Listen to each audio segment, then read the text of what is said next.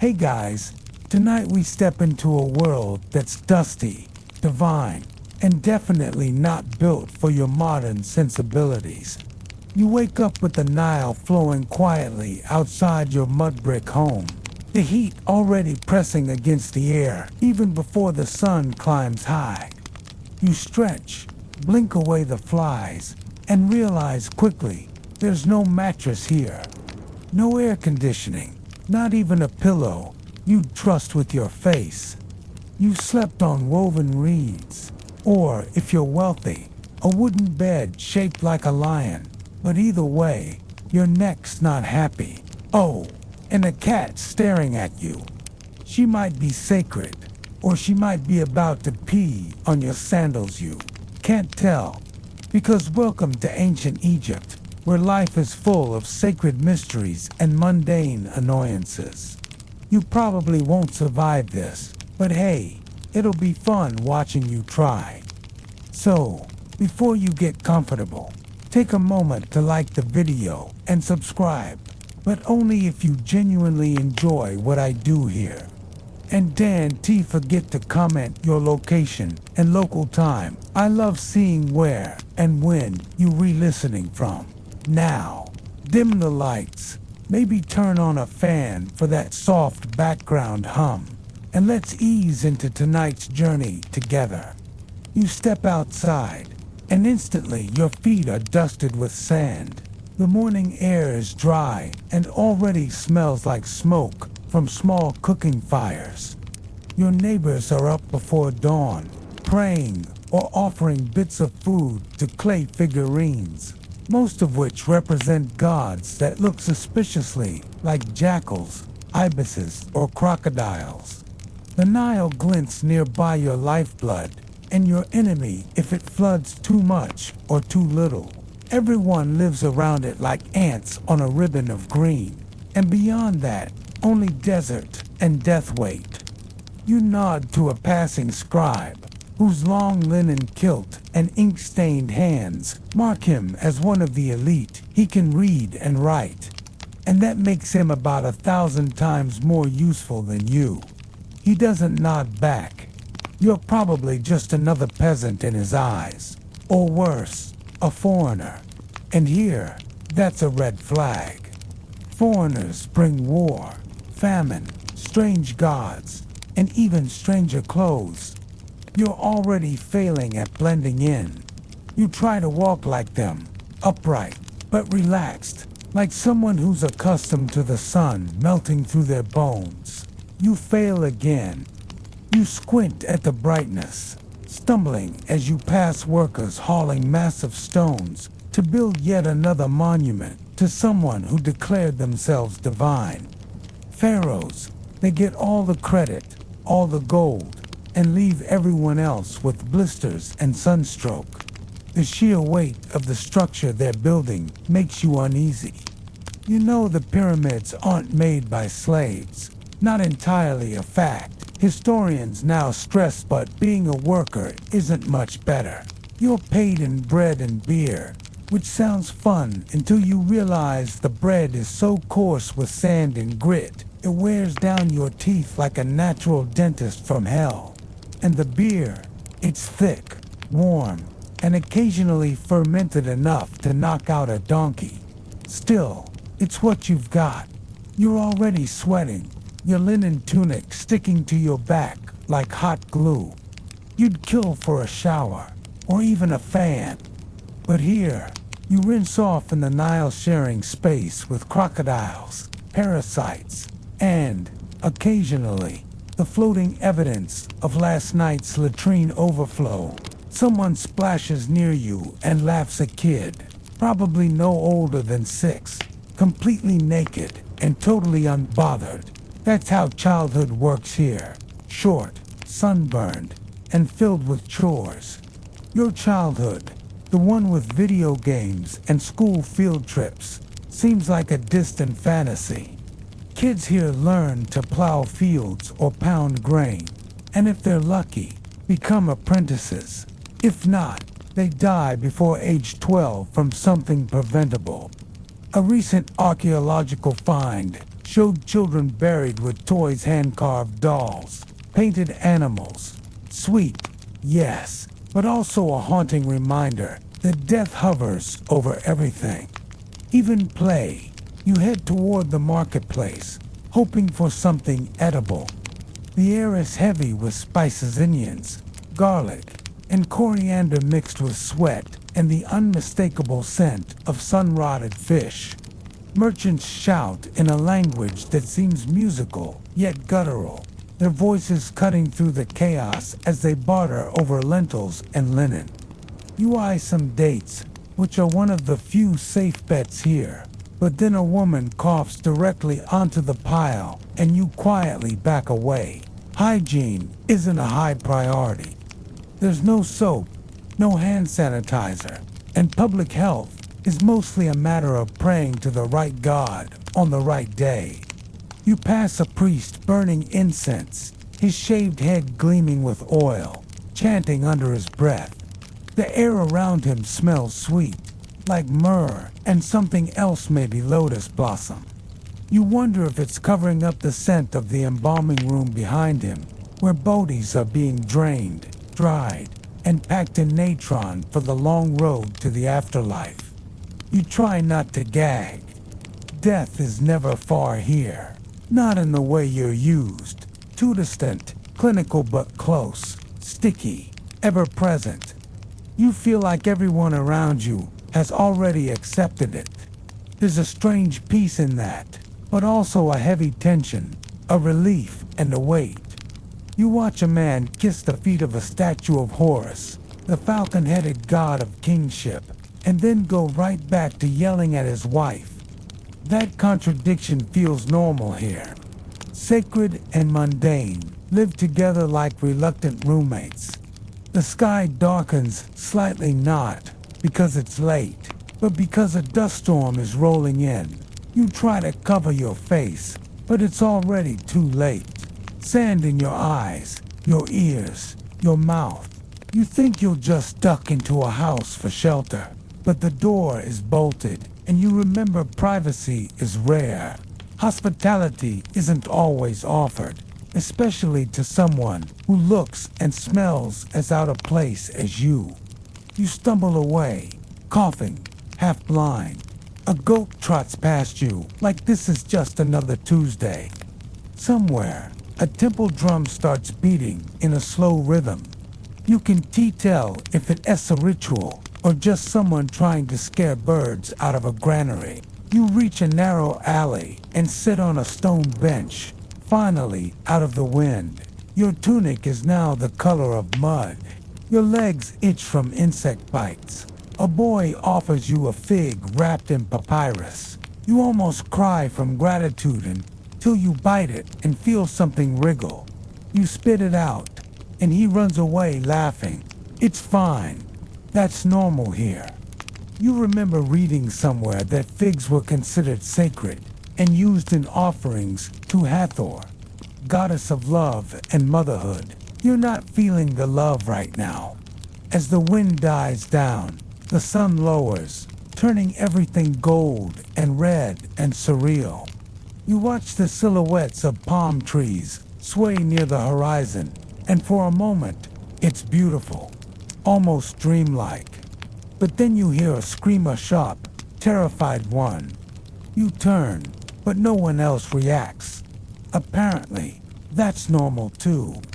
The scream becomes a wail, and then fades into the city's noises.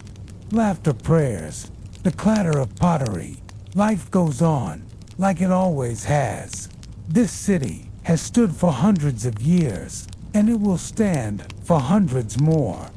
Your discomfort means nothing to it. You, with your fragile teeth, your SPF -50 skin, your dependency on running water, and Netflix, you're not built for this. Historians still argue whether daily life in ancient Egypt was more tolerable for commoners than we assume, given their art and letters show moments of joy, of love, of parties and song. But you're not feeling any of that right now. You're just exhausted. You shuffle toward what you hope is home, but it's hard to tell. Every house looks like the next. Low, beige, barely marked. You guess and push open a wooden door. It creaks, and someone inside shouts, "Wrong house." Again, you apologize in broken Egyptian, which earns you a glare and a thrown onion. You finally locate your actual homa, tiny two-room oven with a roof. Your neighbor's cow is chewing something on your doorstep. You brush past it and collapse inside, finally letting your body sag. You swat at a mosquito. You try not to cry. Outside, someone starts singing ya lullaby, maybe. You close your eyes, and then, just as you're drifting off, a priest walks through the alley ringing a bell, announcing tomorrow's ceremony for the god Kansu. Attendance is mandatory. You sigh. Of course it is. You're not even sure you believe in these gods, but no one asked you. You're here, and that means you're expected to obey. You're part of a world where faith and fear walk hand in hand, where your comfort is irrelevant, and where the gods never sleep. Neither, apparently, will you. You wake up with your tongue already dry and your armpits gluing themselves shut. And no, that's not a dramatic exaggeration. It's just what mornings are like when you live in a clay brick oven masquerading as a home in ancient Egypt. The sun doesn't gently rise so much as it slams itself over the horizon like a molten punishment from Ra himself. And before you can even think about stretching your sore limbs, the heat has crept under your linen tunic and made itself uncomfortably at home. There's no escape from it, not in the house, not in the alley, not under the sparse shade of a palm tree that's doing its best, but failing like a broken ceiling fan.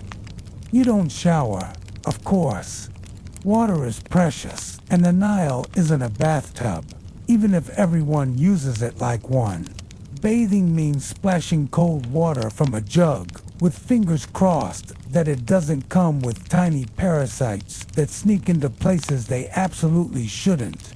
You attempt a quick rinse anyway, scooping a small clay bowl of lukewarm water and rubbing your arms down, while a neighbor watches from her doorway like it's the morning show. There's no privacy here. Not really. Everyone hears everything. Everyone smells everything too. And that's where your real challenge begins. You dab on some oil perfume paste mixture of animal fat, myrrh, and something floury. But the fat is already starting to melt and slide down your neck like greasy wax. Still, it's better than the alternative. Smelling like everyone else, which is to say, a pungent cocktail of dust, sweat, and smoke. Even royalty can't escape the funk. Historians still argue whether the famed beauty routines of ancient elites were truly effective or just status symbols. But the truth is, when it's 108 degrees and your diet consists mostly of garlic, onions, and rough bread, you're going to reek no matter how many lotus petals you mash into your armpits. Stepping outside is like walking into a furnace made of sand. Your sandals are barely more than rope and papyrus, and they do nothing to stop the ground heat from branding your soles with each step. Your skin tightens instantly, sun pulling moisture from your face with the speed and delicacy of an angry lizard. You see other people already gathering for workwomen in pale linen robes, balancing jars on their heads with practiced elegance. Men hauling carts of fish that have been sitting in the sun since yesterday and now smell like punishment. Flies are everywhere, on your face, your food, your eyelashes, and there's no flicking them away permanently. You slap one on your neck, smear it, and then just shrugged. Hygiene has different rules here. You pass by the latrine area, if you can call it that. which is really just a section of dirt near the edge of the neighborhood, surrounded by broken shards of old pottery and vague effort toward dignity. If you're lucky, there's a seated pot indoors, which someone empties into the street later. If you're unlucky, well, you're squatting behind a crumbling wall while offering silent prayers to Sobek, the crocodile god, to keep any creatures from biting your exposed parts. The air smells of ammonia and old dung. The ground squelches in places it shouldn't. And you realize this entire civilization survives only because people have grown skilled at ignoring constant discomfort. And even then, they try. People burn incense, not just for the gods, but to make their homes less revolting. They apply thick black coal under their eyes, not just for fashion, but to keep the sun and flies at bay. It actually works sort of. The makeup, made from lead and galena, can reduce eye infections, though scholars still debate whether the health benefits outweighed the slow poisoning. But that's Egypt. Everything is double-edged. Even beauty might kill you. You make your way through the market, and it's clear that no one around you has bathed in days. Not that they can help. Its soap hasn't been invented, and the closest thing to deodorant is a cone of scented animal fat you wear on your head that melts slowly over the day, soaking into your hair and scalp. It sounds elegant in theory. In reality, you're walking around with a wad of grease dripping down your neck while praying you don't sit under a beehive. At least it covers the scent of rot. Fish, meat, milk, they all go off quickly in this heat. And even fresh bread smells vaguely like the storage jar it was baked in. Still, you eat because you have to. Your stomach is already cramping from last night's lentils. And you can't afford to skip meals, even if your appetite's been scared away by the flies. You see a man passing by in a loincloth that's more patch than cloth, his skin darkened from years under the sun. And you know he's probably healthier than you. His body has adapted. Yours hasn't.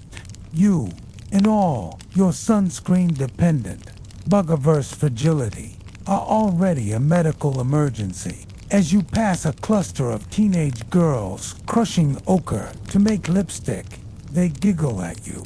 You're not sure why. Maybe it's the way you're sweating through your tunic, like it's made of wool. Or maybe it's because they can see the panic behind your polite smile. They, on the other hand, have grown up with this. They know how to braid their hair with gold wire, how to use crushed beetles for color, and how to keep their clothes from gluing to their skin. You're holding your tunic away from your armpits like it's about to bite you. A woman with a basket of laundry pushes past you toward the river. She beat the clothes against the stones, rinsed them with silt-heavy water, and lay them out in the sun to dry, stiff and dusty. Later, she pressed them with a polished stone and pretend it's clean. That's the cycle. Dust, wash, dust again. No one is truly clean here, not by your standards. But they carry themselves like it's normal, because for them, it is. The layers of grime are cultural armor, even inside the temples, where you'd expect some sense of purity. The smell of sweat and hot bodies lingers. Priests bathe more often, yes, and they shave everything, including their eyebrows, to remain ritually clean. But even they can't outpace the odor of 100 unwashed worshippers packed into a sandstone room while chanting to Hathor for fertility or Osiris for the safe passage of a loved one. You try to take a deep breath and regret it instantly. Someone near you just finished a bowl of fermented fish paste, and your nose is not prepared. You retreat toward a quieter part of the city, passing goats tied to fig trees and children chasing a rat with sticks. It smells better here, slightly. Someone has hung out a garland of fresh herbs, marjoram, mint, maybe even some rare, imported cinnamon if your nose isn't hallucinating. You wonder where they got it. Trade caravans bring in spices, perfumes, and rare incense from Nubia, Canaan, and beyond. But they're expensive and reserved for temples or the very rich. If you had money here, you could surround yourself with perfumes made from blue lotus and frankincense. Keep servants to fan you, and dab crushed herbs onto your sheets to sleep through the stench of the world. But you don't. You're just one more walking odor in a city of 1,000 others. You're starting to acclimate, not because it's getting easier, but because you're too tired to care. The funk of humanity is a tide you can't resist, and eventually you just surrender to it.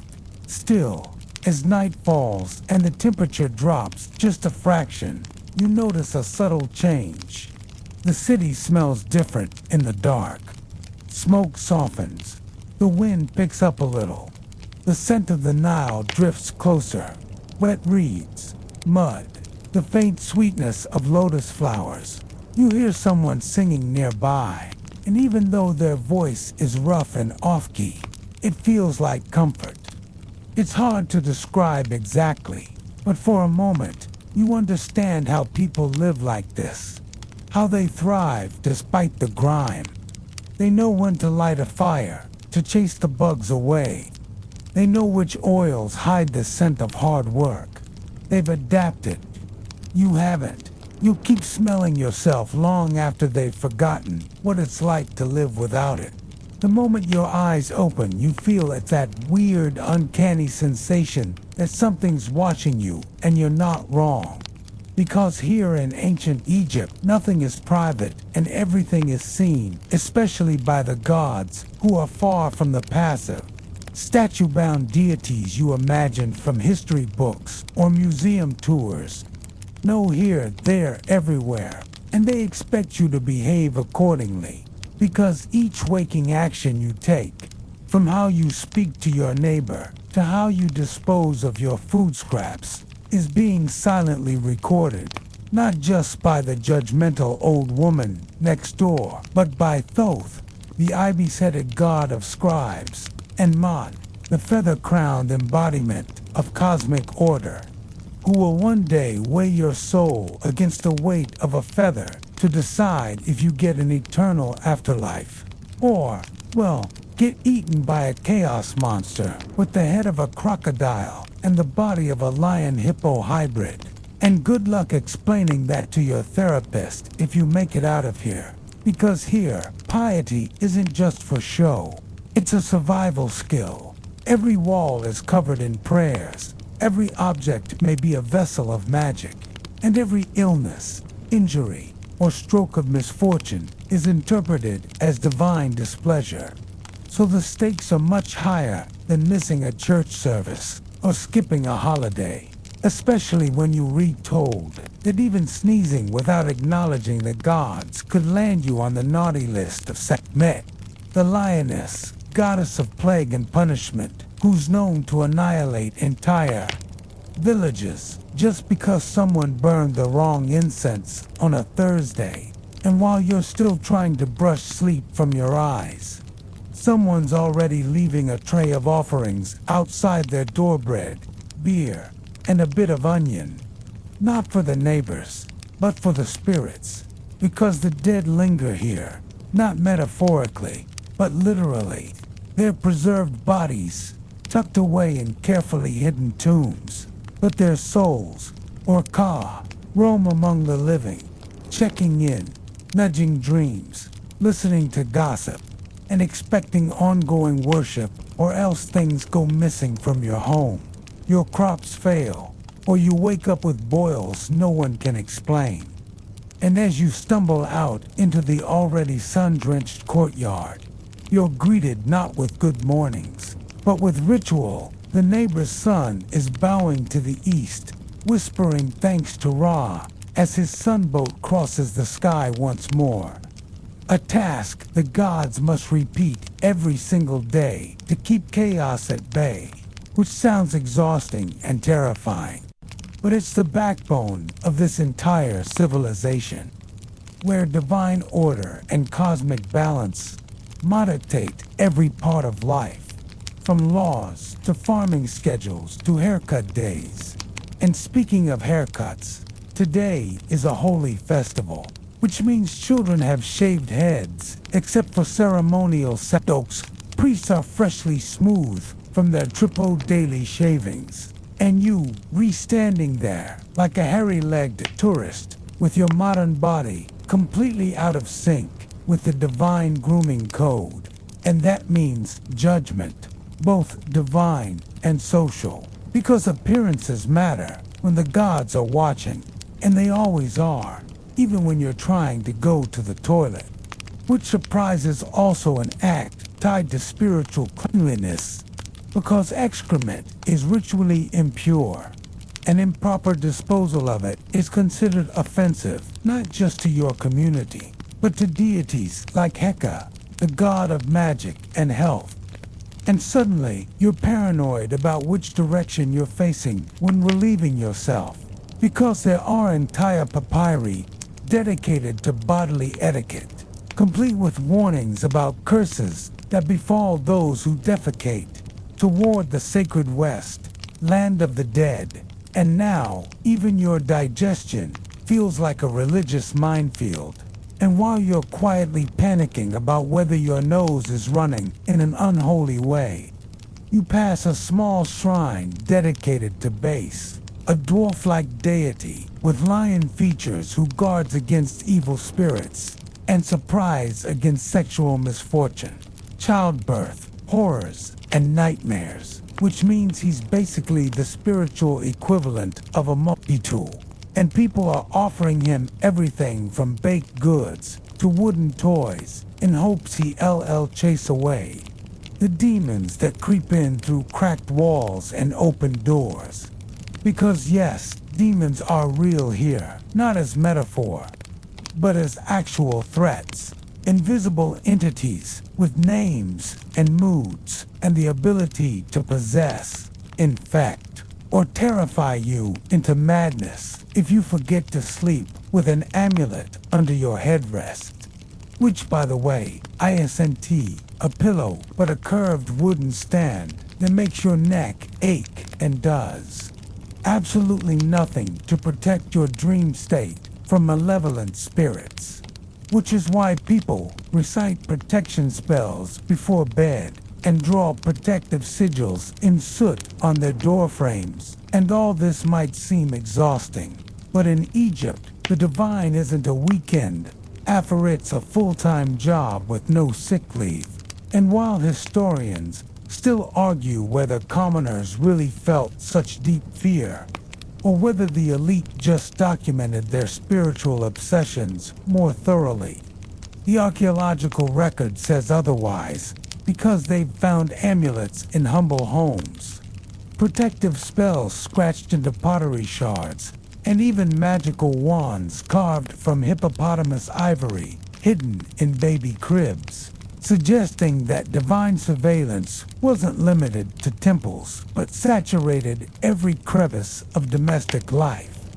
And you're learning that lesson fast as you're pulled into a procession, yes, a full-on religious parade, complete with chanting, drums, and dancers wearing animal masks where they reenacting a myth about Osiris being murdered by his jealous brother, Set, dismembered, then resurrected by his loving wife, Isis. And you re-caught somewhere between awe and confusion as they carry a ceremonial effigy down to the Nile, dip it into the sacred water, and then raise it again with cheers. And you realize this isn't a performance. It's a civic obligation, a sacred duty woven into the fabric of time itself, believed to literally reenact the resurrection of order over chaos and help maintain the rhythm of the universe. And now you re-panicking because you accidentally stepped in front of a priest during a chant and someone gasps. A woman covers her child's eyes, and a man gives you a look that says you LLB. Lucky if your crops grow this year. And suddenly, you're very aware of how little you understand the rules. Even as a scribe kindly explains that what you interrupted was a purification spell to renew the divine breath of the town's guardian statue. And your presence might have, in their words, disturbed the flow of power, which is a gentle way of saying you've committed cosmic social suicide. And as you try to apologize in broken phrases, you're handed a small, blue-glazed figurine of Toret, the hippo goddess of protection, as if to say, you'll need this. And honestly, you probably will, because even your dreams aren't safe. And tonight, you elves likely be visited by ghostly relatives asking for offerings you can. Provide or divine judges interrogating you in a language you don't speak, asking whether you have stolen, killed, or lied, not in big ways, but in dozens of tiny daily infractions that all add up to a soul weighed against a literal feather. And don't expect to cheat that test, because your heart, preserved in its own jar, if you're lucky enough to die with rights, will tell the truth, and if it fails, it'll be gobbled up by Amit the Devourer. While you cease to exist entirely, no afterlife, no second chance, just a spiritual equivalent of a 404 error. And even though part of you knows its mythology, another part can't shake the feeling that you're being measured already. Because in this world, the line between divine and real isn't just thin, it's non-existent.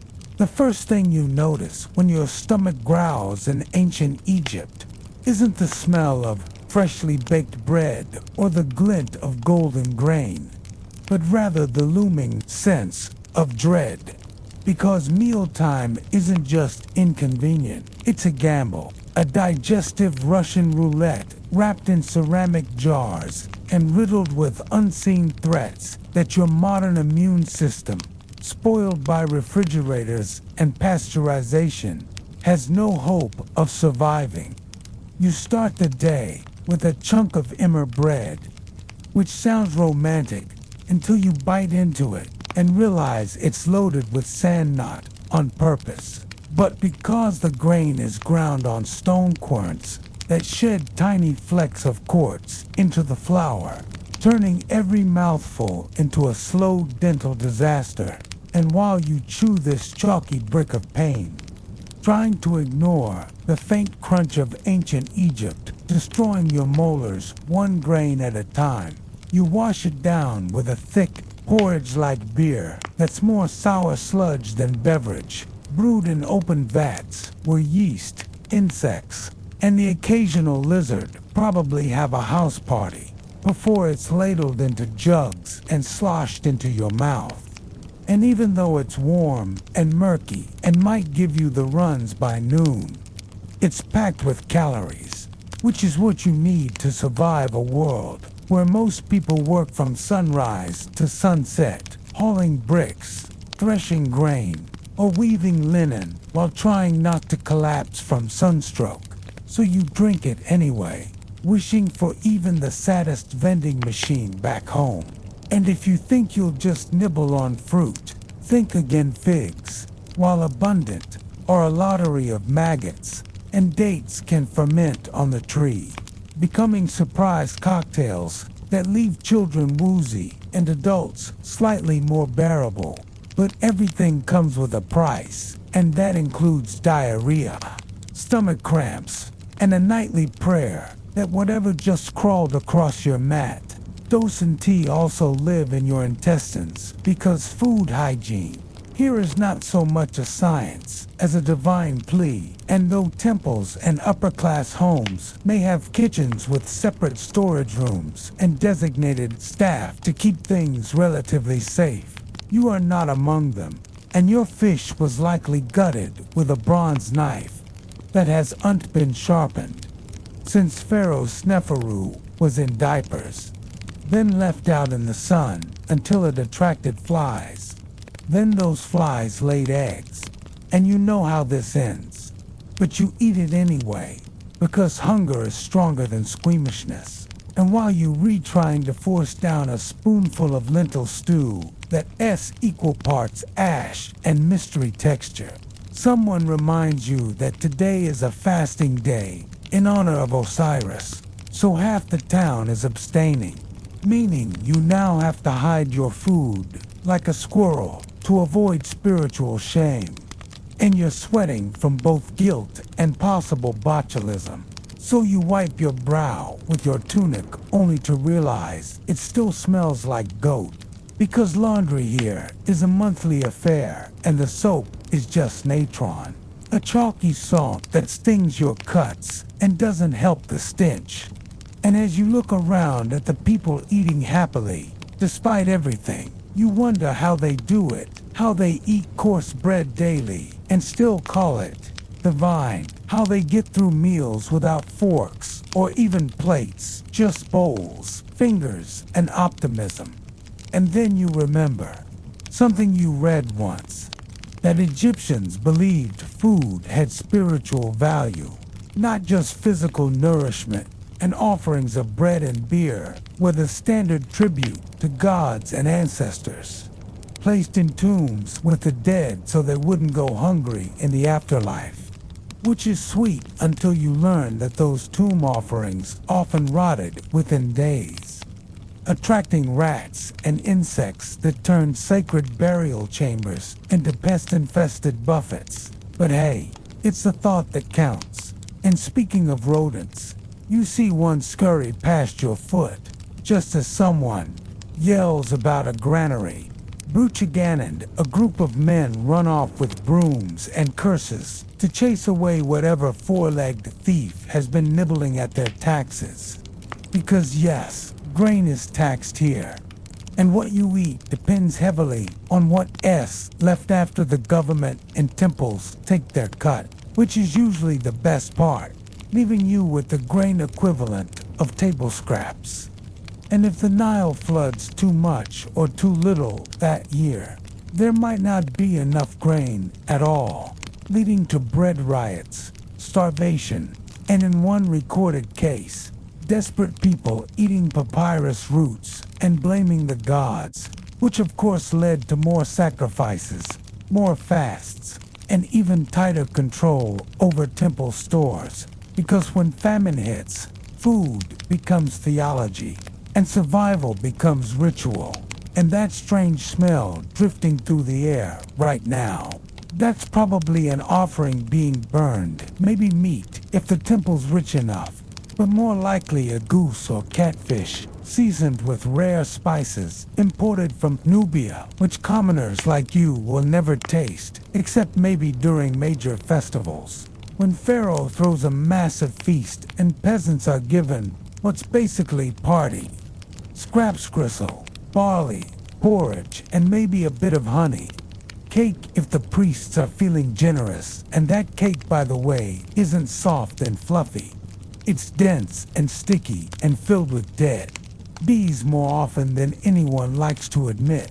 But it's sweet, and that's rare enough to make it worth the risk, especially for children, who will do anything for a treat, even if it means swallowing parts of the hive. And yes, sugar is non-existent, and honey is precious, gathered by men who risk swollen faces and death just to collect it from wild hives. Their reward being a sticky jar that's as valuable as gold, and also used in medicine, mummification, and sometimes as a wound dressing. Because Egypt believes that food isn't just for eating, it's for healing, bribing, preserving, and appeasing forces you can't see but absolutely fear.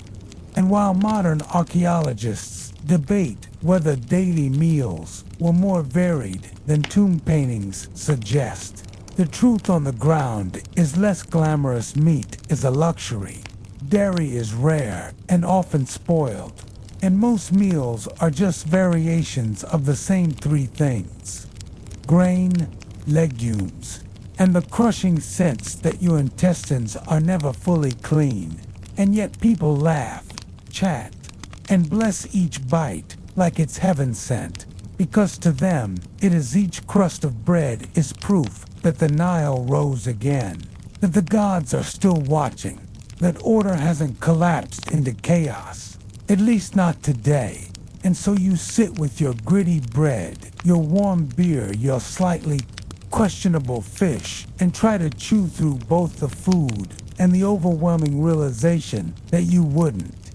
Tea lasts a week, eating like this, let alone a lifetime, and yet for them, this is life flavored with ash seasoned, with prayer, and somehow miraculously enough, you know it's coming even before the pressure hits you. Feel it deep in your gut, a slow, inevitable churn that spells doom. And no, it's not spiritual awakening or the burden of divine judgment. It's the lentil stew from last night staging a violent rebellion in your intestines. And this, unfortunately, is when you realize that going to the bathroom in ancient Egypt isn't just a functional issue. It's a full-blown existential crisis, because unlike the convenient, plumbing-equipped world you left behind, here your options are terrifyingly limited, disturbingly public, and wildly unhygienic. Starting with the communal clay pot set up in a dark corner of your mud brick home, which is supposed to be the upscale alternative to squatting in the open, but smells like a forgotten outhouse at a summer festival and is emptied into the streets by someone who definitely resents the job, leading to neighborhoods that often reek of ammonia and decay when the sun gets high. And the other option, if you're feeling brave or just desperate, is to walk a short distance to the shared latrine pita, shallow hole lined with bits of broken pottery and encircled with no walls, no seat, and zero dignity, where you crouch alongside strangers, your knees crackling from the posture, your nose burning from the fumes, and your ears filled with the unsettling splash of whatever just left your body, mixing with whatever came before it, all while you try not to make eye contact with the goat watching you from 3 feet away. And if that's not already the worst way to start your day, remember that you don't have toilet paper, soap, or even a clean ragwort. You have, if you're lucky, is a used shard of pottery known as a ostrakhan, which you employ to scrape yourself clean in a ritual that leaves you feeling violated and increasingly convinced that toilet ghosts are real, especially after your fourth cut from the sharp edge of a once sacred vase fragment. And the worst part is that this is completely normal. Here nobody complains, nobody flinches. They just do their business, stand up, and walk away like they haven't just publicly humiliated their soul. And historians still argue whether certain homes had private sanitation chambers, or whether that luxury was reserved for temples and palaces. But for the majority of the population, meaning you, it's squatting, scraping, and hoping that the flies swarming your ankles don't lay eggs where they shouldn't. And while you might be tempted to hold it in, to just wait it out until your bowels cooperate with your dignity, your body has other plans, especially after a day of eating gritty bread, sour beer, and dried fish, seasoned with mystery herbs and spoiled oil. And so here you are, suffering under a burning sun, your back bent like a question mark, your soul leaking out of your body, one indignity at a time. And as if that weren't enough, someone walks by humming a tune, nods at you mid-defecation, and continues on their way with the nonchalance of someone who's seen worse. And they probably have, because this isn't the kind of society where anything is hidden, where bodily functions are private or shielded by etiquette instead. Everything is shared, exposed, and carried out in the full view of your ancestors, neighbors, and at least one judgmental priest who will later remind you to ritually cleanse yourself before entering any sacred space, which you now absolutely cannot do because there's no running water, no bathhouses, no lemon-scented wet wipes, just a Nile where everyone washes praise dumps, refuse, and collects drinking water, all from the same shoreline, which means your next bath is going to be downstream from someone else's disaster. And speaking of the Nile, you consider using it as a private bathroom, just a quiet wade into the reeds to do your business and escape the public eye. But then you remember that it's home to crocodiles, parasites, and sacred fish, who are protected by priests and considered avatars of the gods. So if one watches you mid-squat, congratulations, you've just desecrated a divine spirit. And good luck explaining that at the Hall of Judgment. And don't even think about using plants or leaves, because most local flora is rough, rare, or toxic. So unless you want an intimate rash, courtesy of the desert gods, your best bet is to grit your teeth, do your business with speed and discretion, and whisper a prayer to whichever deity handles mortification and shame, probably Base or Toret, both of whom might be laughing at you from the spiritual plane while holding their noses. And when you're finally done, and you've limped away with what dignity you have left, you realize that your clothes have suffered for your sins, soaked with sweat and marked with streaks that tell the world exactly what just happened. And there's no way to fix it unless you return home, strip down, and try to wash them yourself using a slab of stone, a lump of natron, and your increasingly frayed patience. And all the while, the flies return like they never left, circling you in a cruel ballet of buzzing disgust. And a neighbor walks by with a jug of beer and asks casually if you've been cursed by a stomach demon.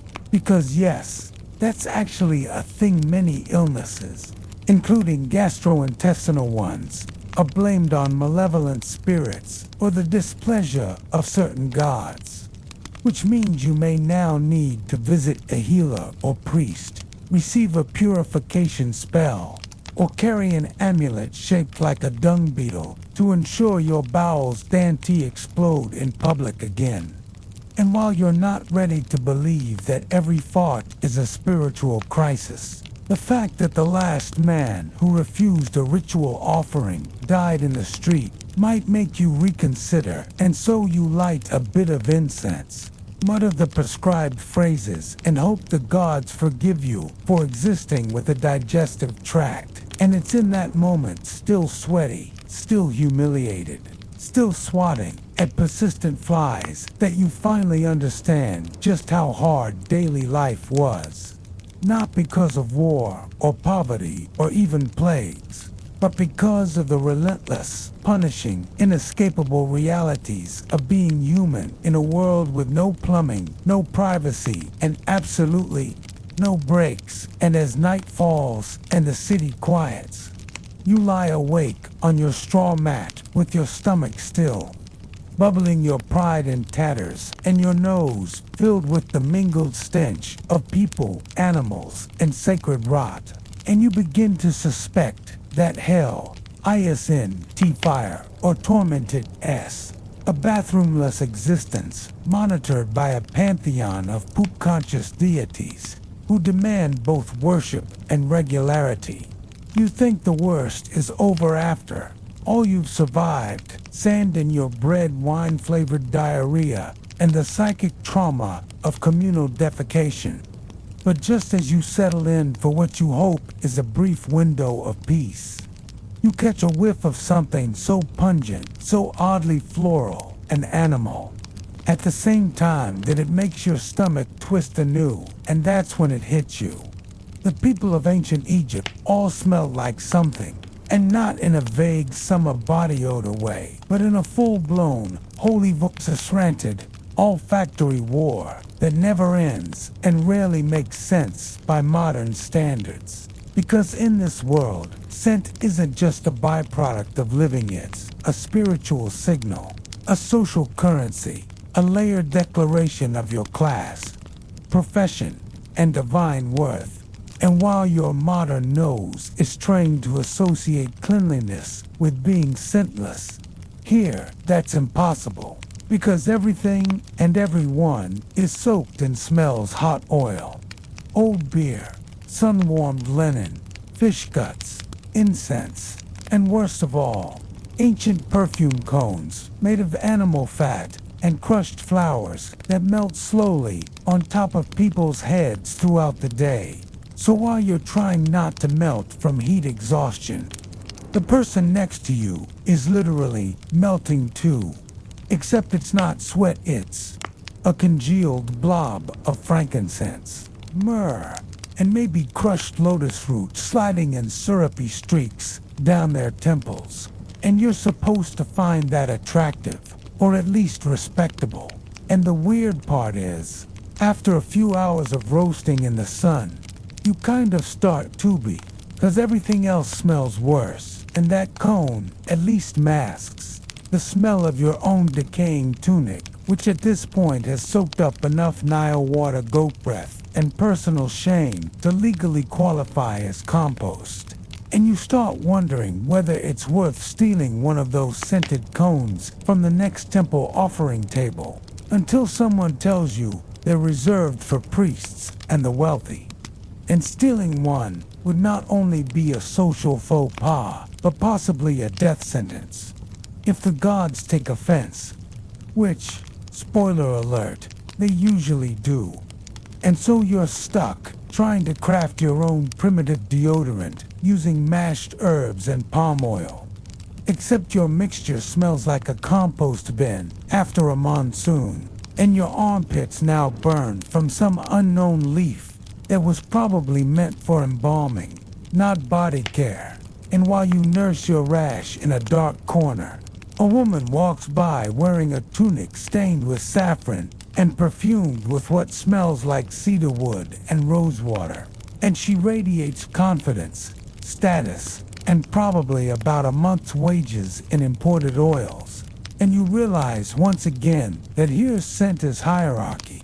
You don't just smell bad because of your biology. You smell bad because you're poor, and you're poor because you don't have the time, resources, or divine favor to spend your evenings rubbing yourself down with resin and ambergris. And as if to underline that point, a perfumer's apprentice walks past you carrying a tray of oil flasks. And the trail he leaves behind him smells like paradise wrapped in sunlight, a sharp contrast to the latrine-smoked air of your side of town. And even your neighbors are getting creative now, braiding cloves into their hair, hanging sachets of dried mint from their belts, and using crushed garlic as mosquito repellent/perfume, which is either a genius multitasker or a recipe for isolation, depending on how you feel about smelling like a particularly aggressive salad. And let's not forget the religious aspect of this whole fragrant mess. Because temples don't just use incense to create ambience. They believe it feeds the gods. That scent rises to the heavens as a form of worship, meaning that every time you smell a stick of burning kiffy, you're basically inhaling a divine snack. And while that's beautiful in theory, in practice, it means that being near any temple involves choking on thick plumes of cinnamon, cardamom, and resinous smoke until your eyes water and your sinuses revolt. Especially when the high priests toss entire bundles onto the fire during festivals, turning the sanctuary into a choking fog of holiness, where no one can breathe but everyone pretends it's enlightening. And the irony is that while the temples are literally fumigating themselves with god food, The common people downwind are just trying to eat their lentils without crying from the smoke. And all of this sensory assault, this olfactory madness is normal, expected, even celebrated. And scholars today still debate whether ancient Egyptians were truly obsessed with scent or if it's just that the desert climate preserved so many aromatic artifacts that we overemphasized their importance. But then again, tomb inscriptions, love poems, and even legal records talk about perfume with the kind of reverence most people reserve for gold or divine favor, suggesting that scent really was power, and if you didn't have it, you did your best to fake it. So now, here you are, frantically rubbing crushed mint leaves into your hair, while trying not to look desperate, hoping no one notices the faint aroma of decay emanating from your sandals, which you've worn for 3 weeks straight through mud, sweat, and livestock excrement. And honestly, they might be cursed at this point. And maybe that SYA local child just pinched their nose and ran away laughing when you passed. And as the sun climbs higher and your back begins to itch from heat rash, you catch another wave of temple incense and almost weep. Because for a brief moment it cuts through the smell of the world and you imagine what it must be like to live on the other side of the city, in the quarters where the elite bathe in rose water and are buried with jars of sacred perfume to anoint their bodies in the afterlife. And meanwhile, you're over here praying your sweat doesn't offend a minor deity. And just when you think you've adapted, just when your nose begins to adjust to the background funk of this ancient world, a man walks by carrying a pot of freshly harvested crocodile dung, yes, crocodile dung, which he says is going to be used in a medical remedy for sunburn or as an ingredient in a contraceptive paste. And now you re-gagging again because this is the same animal whose presence in the Nile prevents you from bathing. And now you're supposed to respect its poop as medicine or skincare, depending on the practitioner. And once again, you're reminded that in this world, nothing is simple. Beauty is pain. Hygiene is experimental witchcraft. And scent is never neutral. It is either sacred or sinful, adored or abhorred, and somehow both at once. And as the day ends and the city starts to cool and the stronger odors fade slightly into the breeze, you lie back on your mat, head sticky from melted perfume fat, body sticky from sweat, and soul sticky from embarrassment. And you think just for a second that maybe you finally smell like you belong here. And then your neighbor's dog lifts its leg on your sandal and ruins everything. So, you've accepted the bathroom trauma and the scent hierarchy and even the haunting knowledge that your sandal now smells like both fermented goat and divine punishment. But if you think your suffering is over, think again, because today, for reasons beyond your control, you're going to work, and not in some shaded office with ergonomic seating and mid-morning snacks. No, your job is what 90% of ancient Egyptians were stuck with. Grueling manual labor under a sun so unforgiving it feels like a personal grudge.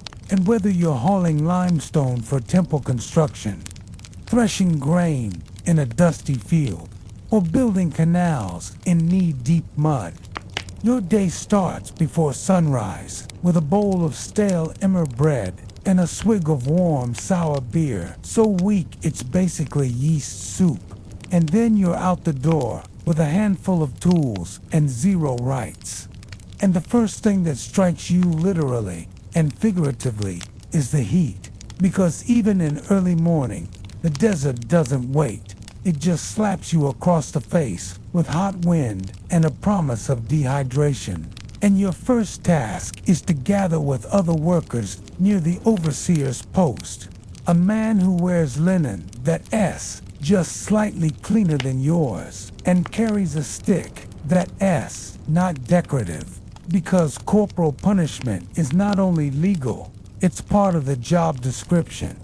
And one wrong move, dropping a basket, pausing to scratch your sunburn, squinting too long at the horizon can earn you a public lashing, or worse, a permanent mark in your labor record that disqualifies you from rations during the next feast. And you haven't even lifted a single brick yet.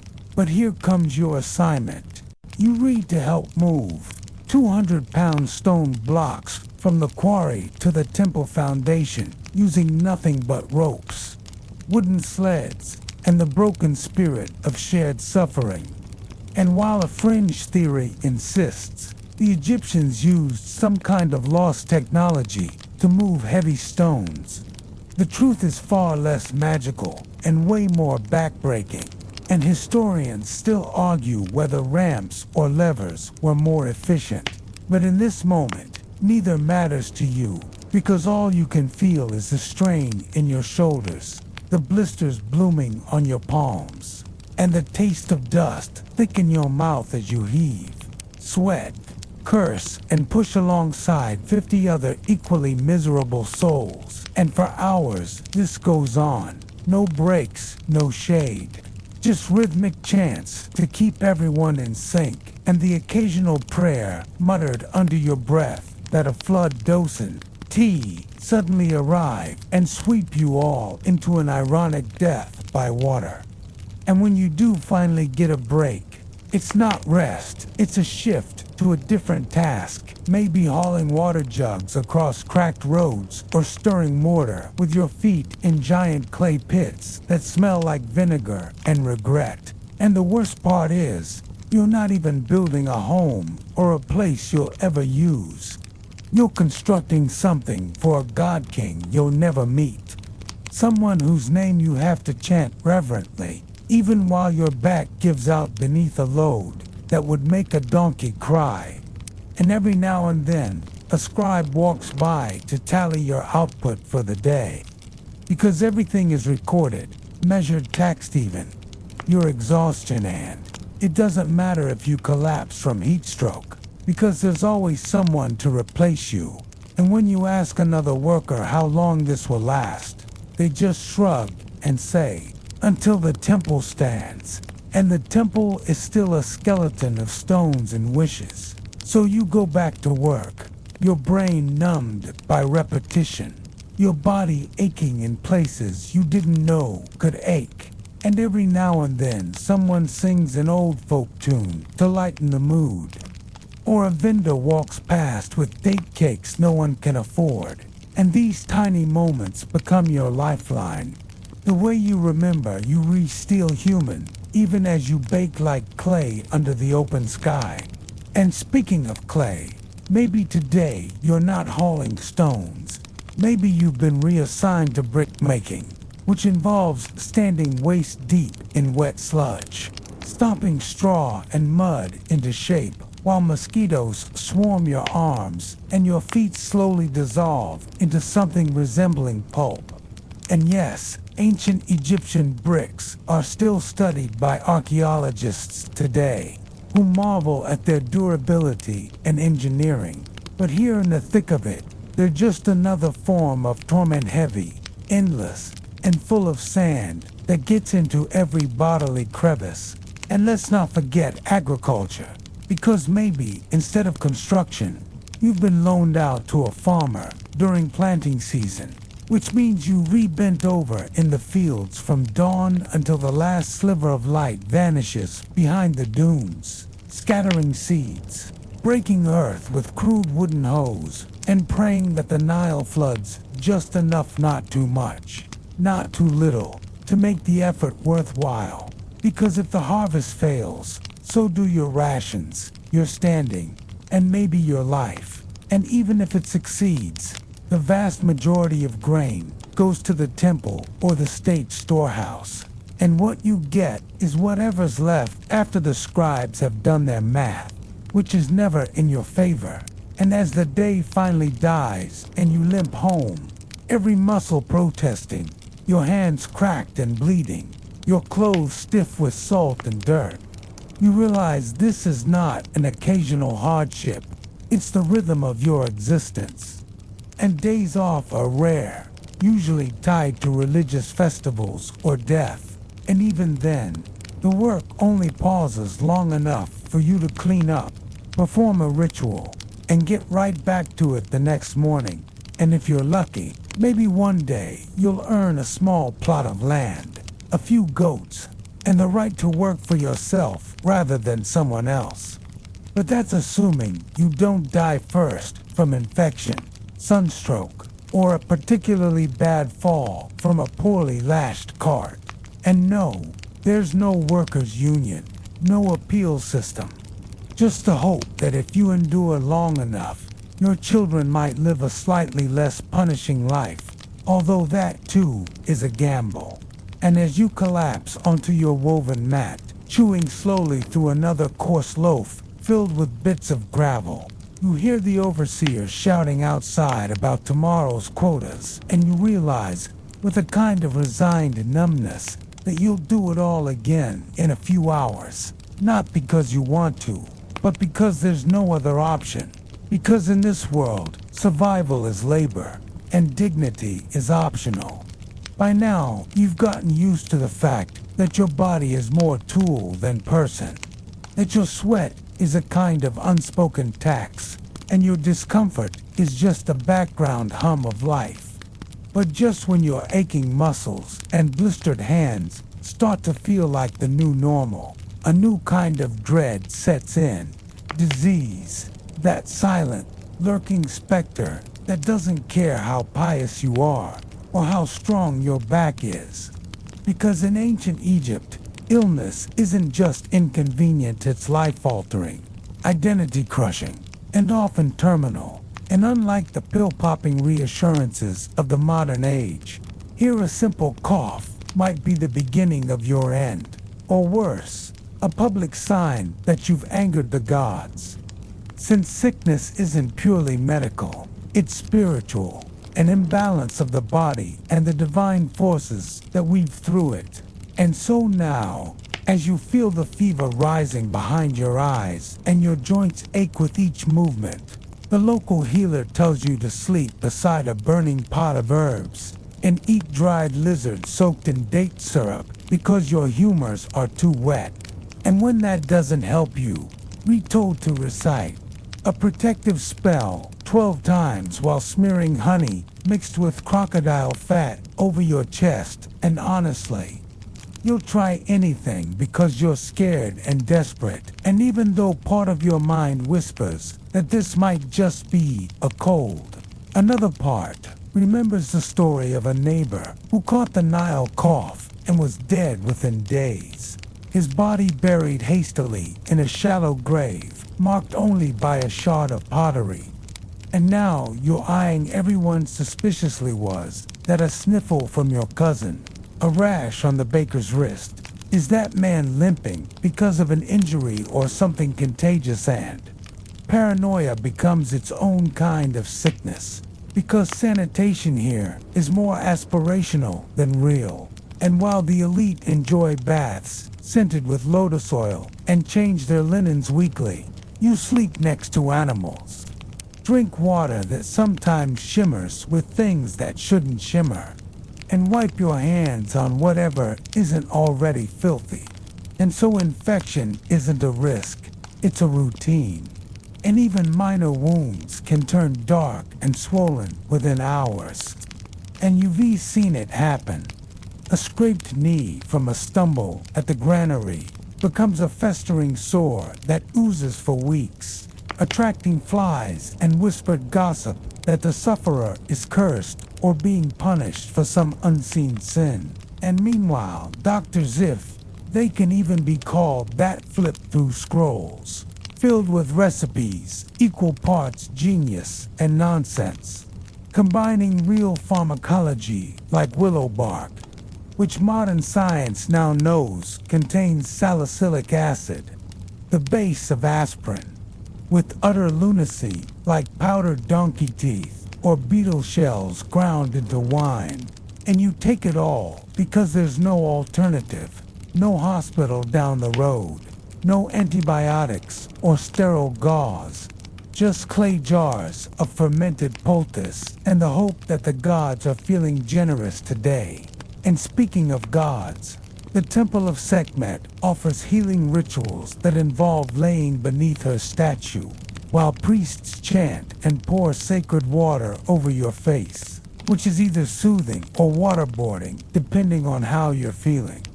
But you endure it anyway because Sekhmet is both a goddess of healing and plague, and her mood swings are legendary. So maybe flattery will save you, or at least buy you time. And even if you're not sick yourself, odds are someone in your household is maybe your child who has been coughing for days, or your grandmother whose eyes are clouding and speech is slurring, and you feel helpless because not only are the remedies unreliable, but the whole concept of healthcare is built around class and divine favor. And unless you're rich or part of the priesthood, you're basically on your own, expected to tough it out, use home remedies, and accept whatever happens as fate. And while some diseases are slow and grim, others are fast and furious, like the unnamed fever that's sweeping through the southern villages right now, leaving behind curled, rigid bodies and terrified whispers. And no one wants to talk about it too loudly, lest they invoke it, because even speaking the name of a sickness is seen as giving it power. And now people are burning incense, not just for beauty, but for protection, leaving offerings at shrines and avoiding the sick as though their very breath is poison. And that fear seeps into everything. Commerce slows down, neighbors stop visiting, and funerals become more rushed, less ceremonial, more about disposal than remembrance. And as always, the poor suffer most, because the rich can flee to their estates or isolate within walled gardens, while you keep working through your nausea, because no work means no bread. And no bread means no chance of survival, even if your fever breaks. And perhaps the most tragic part is that the dead aren't even honored as they should. Be too many bodies, not enough linen, not enough priests. And so people are buried without the proper rites, which means they can't cross peacefully into the afterlife. And that fear that you might die not just painfully, but wrongly, incompletely, with your soul stranded between worlds, is almost worse than the illness itself. And so you redouble your prayers, make extra offerings, avoid the river after dark, and start sleeping with an amulet shaped like an oudjet tucked beneath your blanket, because even if it's just superstition, at least it gives you something to hold on to. And all the while, historians continue to debate just how effective ancient Egyptian medicine truly was, some pointing to the surgical tools and surprisingly detailed medical papyri as evidence of advanced practice, others arguing that most of it was trial and error, mixed with magical thinking. But from where you sit sweating, coughing, and mumbling spells to your ceiling knit doesn't matter, because you're not debating history, you're surviving it. And each hour that passes without worsening symptoms feels like a small victory. Like maybe you'll see another sunrise, another loaf of bread, another trip to the market. And when you finally feel your fever break and your legs steady, you almost laugh with relief, and you vow to never take health for granted again, at least until the next stomach cramp hits and the cycle starts all over. You'd think that, after narrowly dodging death by labor and illness, life in ancient Egypt might offer you a brief reward, perhaps some tranquil river time or a breezy stroll through a date orchard. But no, because now it's tax season, And in this land of pharaohs and pyramids, taxes aren't just financial obligations. They're life-defining burdens that shape what you eat, how you work, and whether your name gets recorded as a loyal subject or a thieving parasite. And there's no sweet voice on the other end of a customer service line to help you with your deductions. Just stern officials known as scribes, walking around with reeds and tablets, and that permanent expression that says, "I'm here to ruin your month."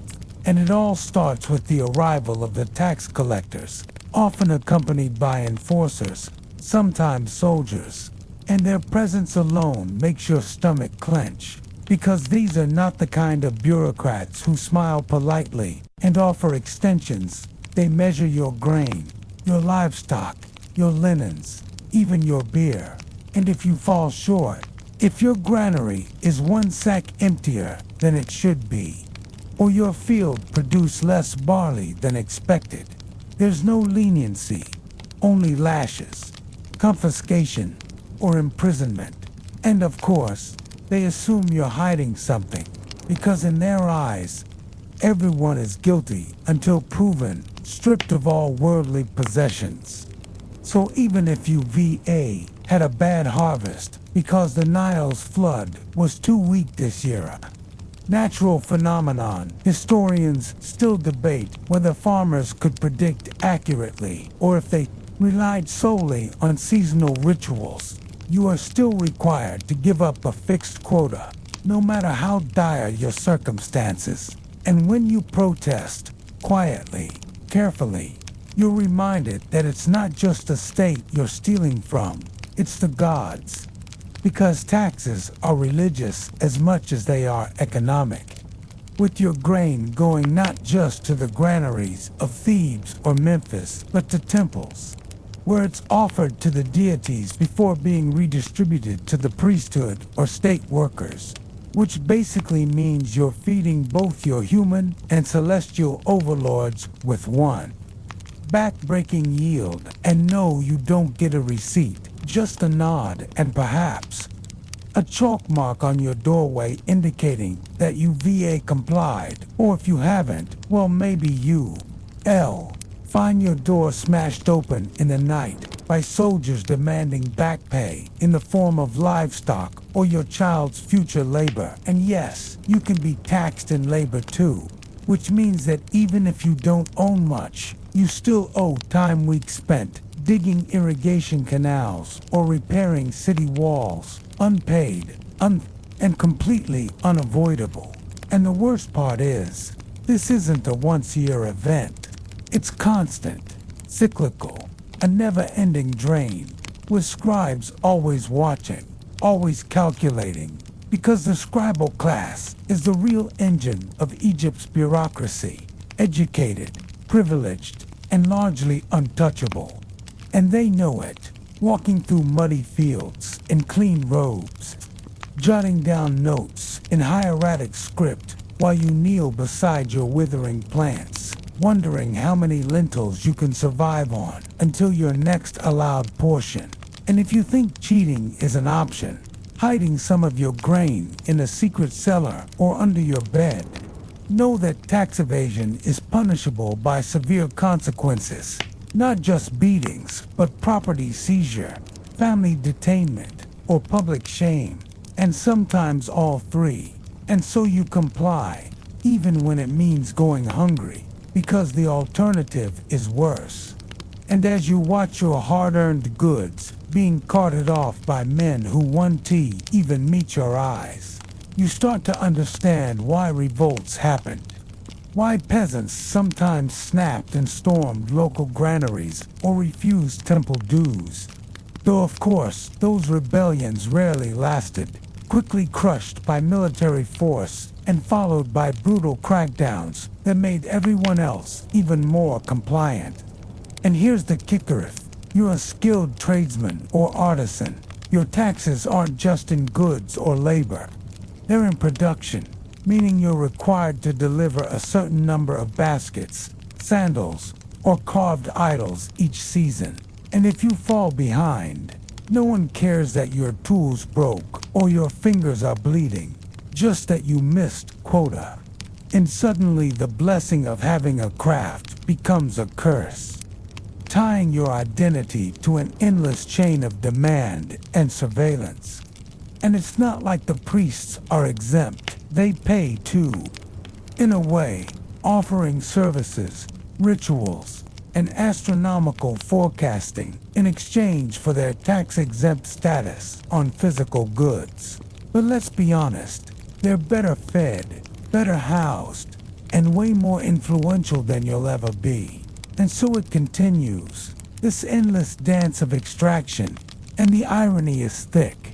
Egypt, the land that gave us some of the earliest known examples of centralized accounting and tax records, those neat clay tablets and scrolls that archaeologists swoon over, was also one of the harshest environments for those being taxed.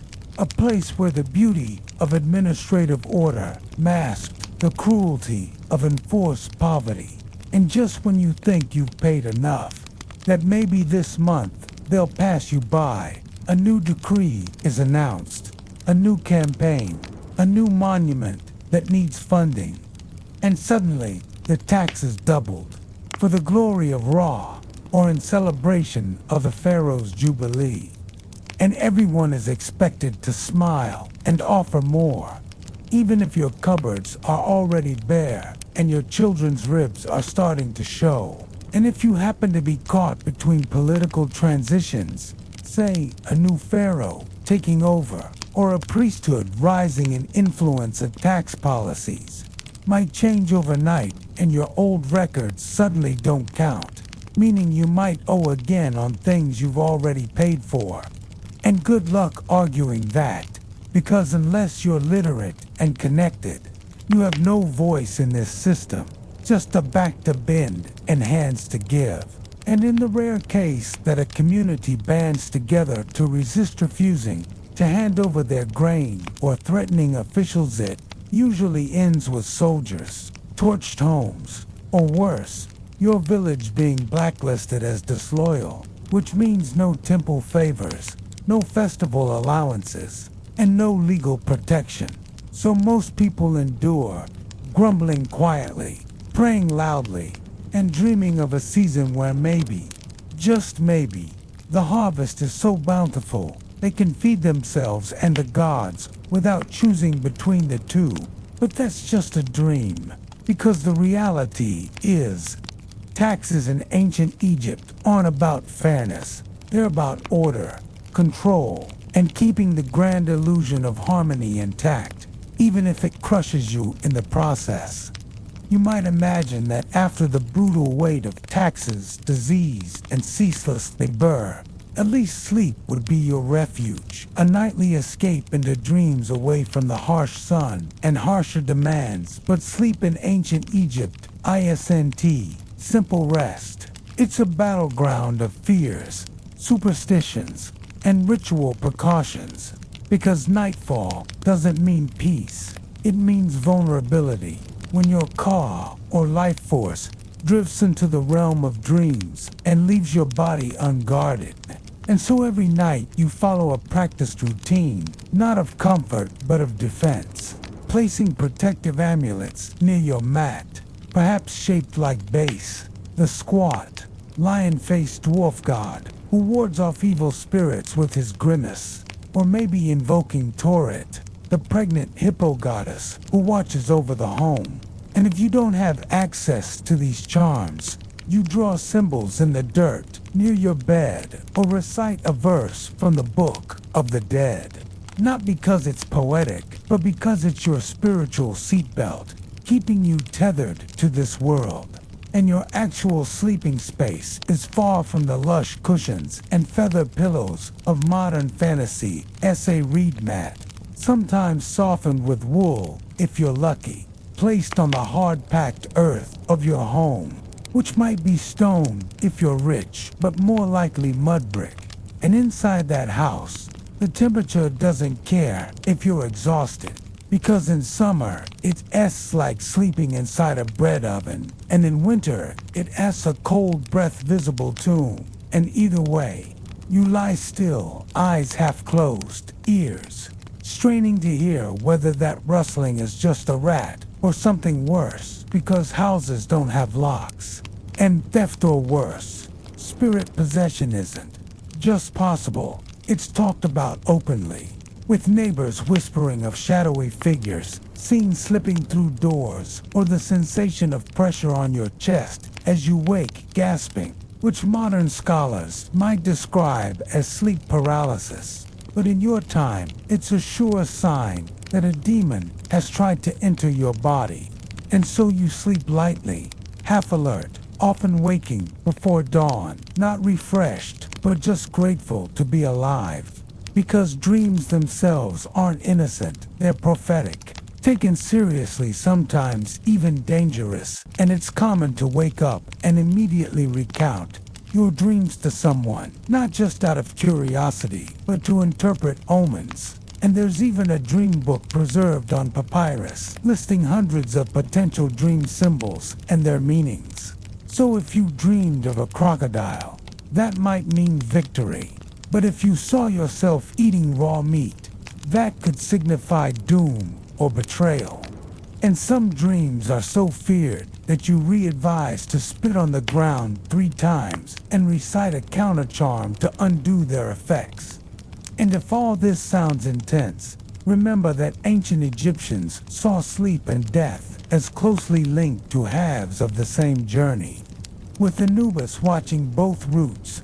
And so rituals around bedtime aren't quaint, they're necessary. And even among the elite, who sleep on raised wooden frames with headrests carved from ivory or alabaster, the night is still treated as a spiritual threshold. And some go so far as to anoint their eyelids with ointments blessed by priests, hoping to see visions of the gods rather than monsters or the recently deceased. Because yes, the dead visit in dreams too, sometimes to give warnings, sometimes to beg for offerings, and if you ignore them, they might curse your household. So you listen carefully, weigh every dream like a message, and perhaps leave an extra bit of bread on the family shrine the next morning, just to be safe. And while some historians still argue whether these rituals were truly widespread or limited to religious texts, archaeological evidence of protective objects found in modest homes suggests that fear of the night was universal. And perhaps nowhere is that clearer than in how people prepare their children for sleep.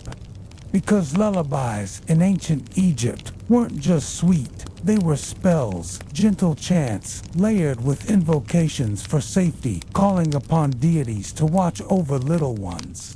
And some families even made dolls stuffed with charms to protect the child's soul during slumber.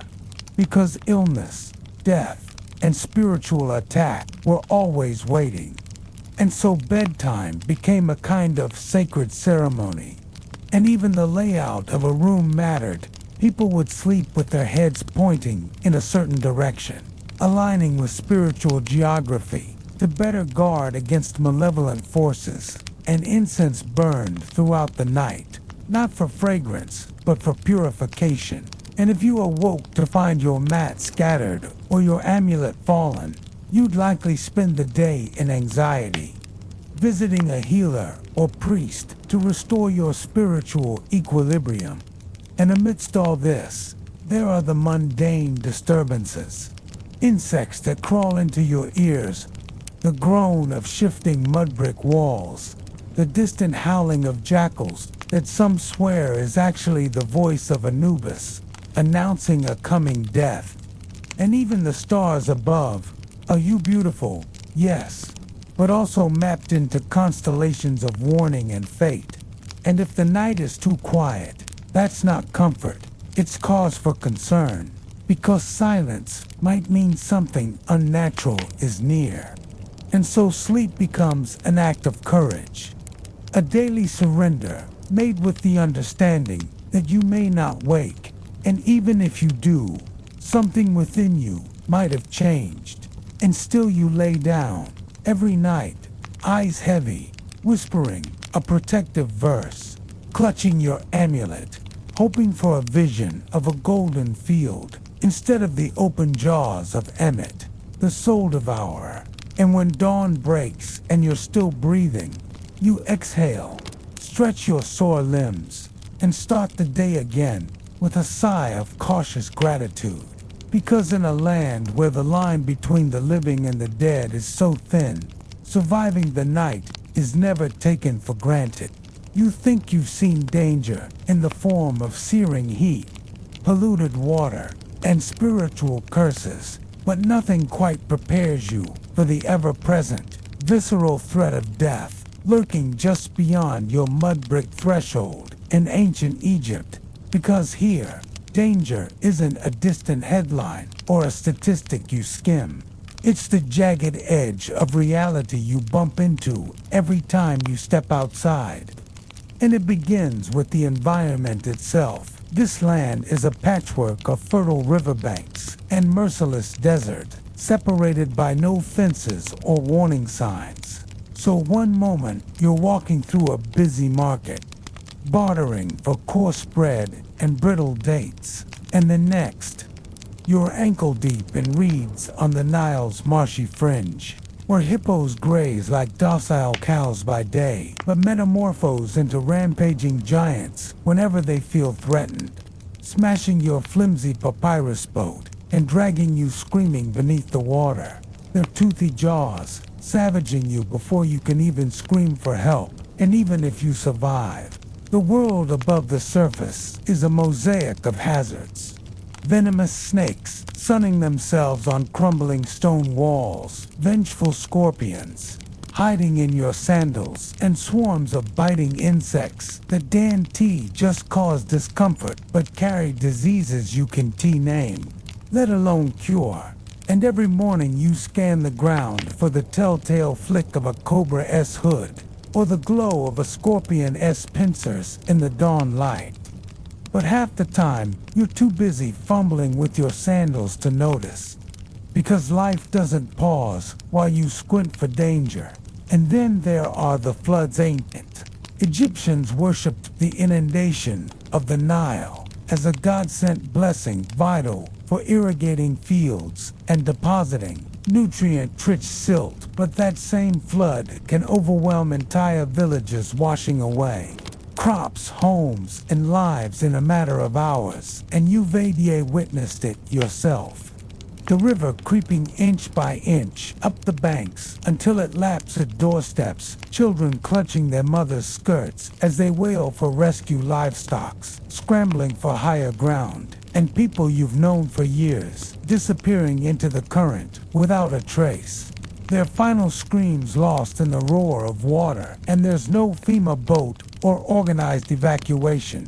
Just a frantic scramble, a handful of priests chanting for divine mercy.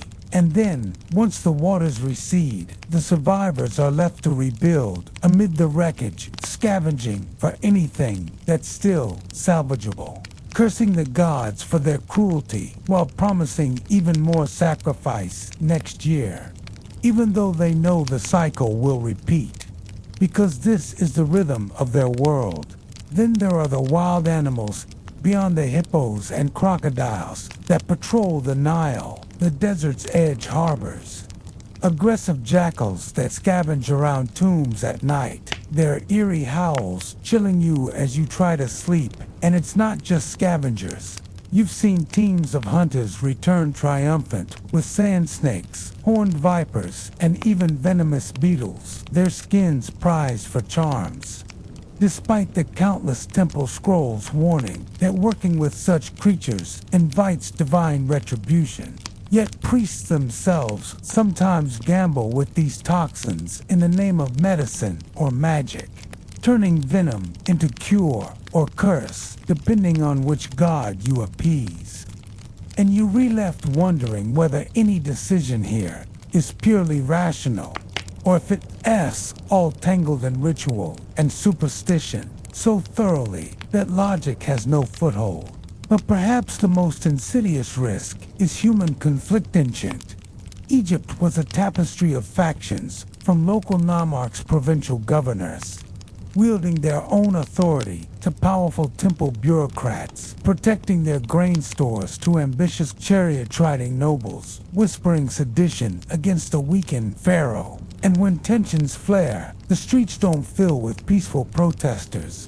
They erupt in violence. Pottery smashed stalls, looted blood spilled in the dust, and commoners like you, caught between rival factions, forced to choose sides under threat of burning pyres or forced labor. And the repercussions last generations, families branded as traitors, temples refusing to perform burial rites for the disloyal, and scribes crossing names off tax records, as if erasing you from memory. In quieter moments, you hear rumors of Nubian raiders sweeping down the Nile Valley, attacking frontier towns with little warning, plundering anything not nailed down, and mercilessly killing anyone too old or sick to flee. And just a few seasons ago, a caravan returning from Canaan was ambushed, left half buried in sand, their goods stolen and bodies desecrated. And the local militia responded by conscripting every able-bodied man from the surrounding villages, leaving fields untended and families starving, all because of the specter of invasion, which comes not from some distant foreign army, but from across your own border.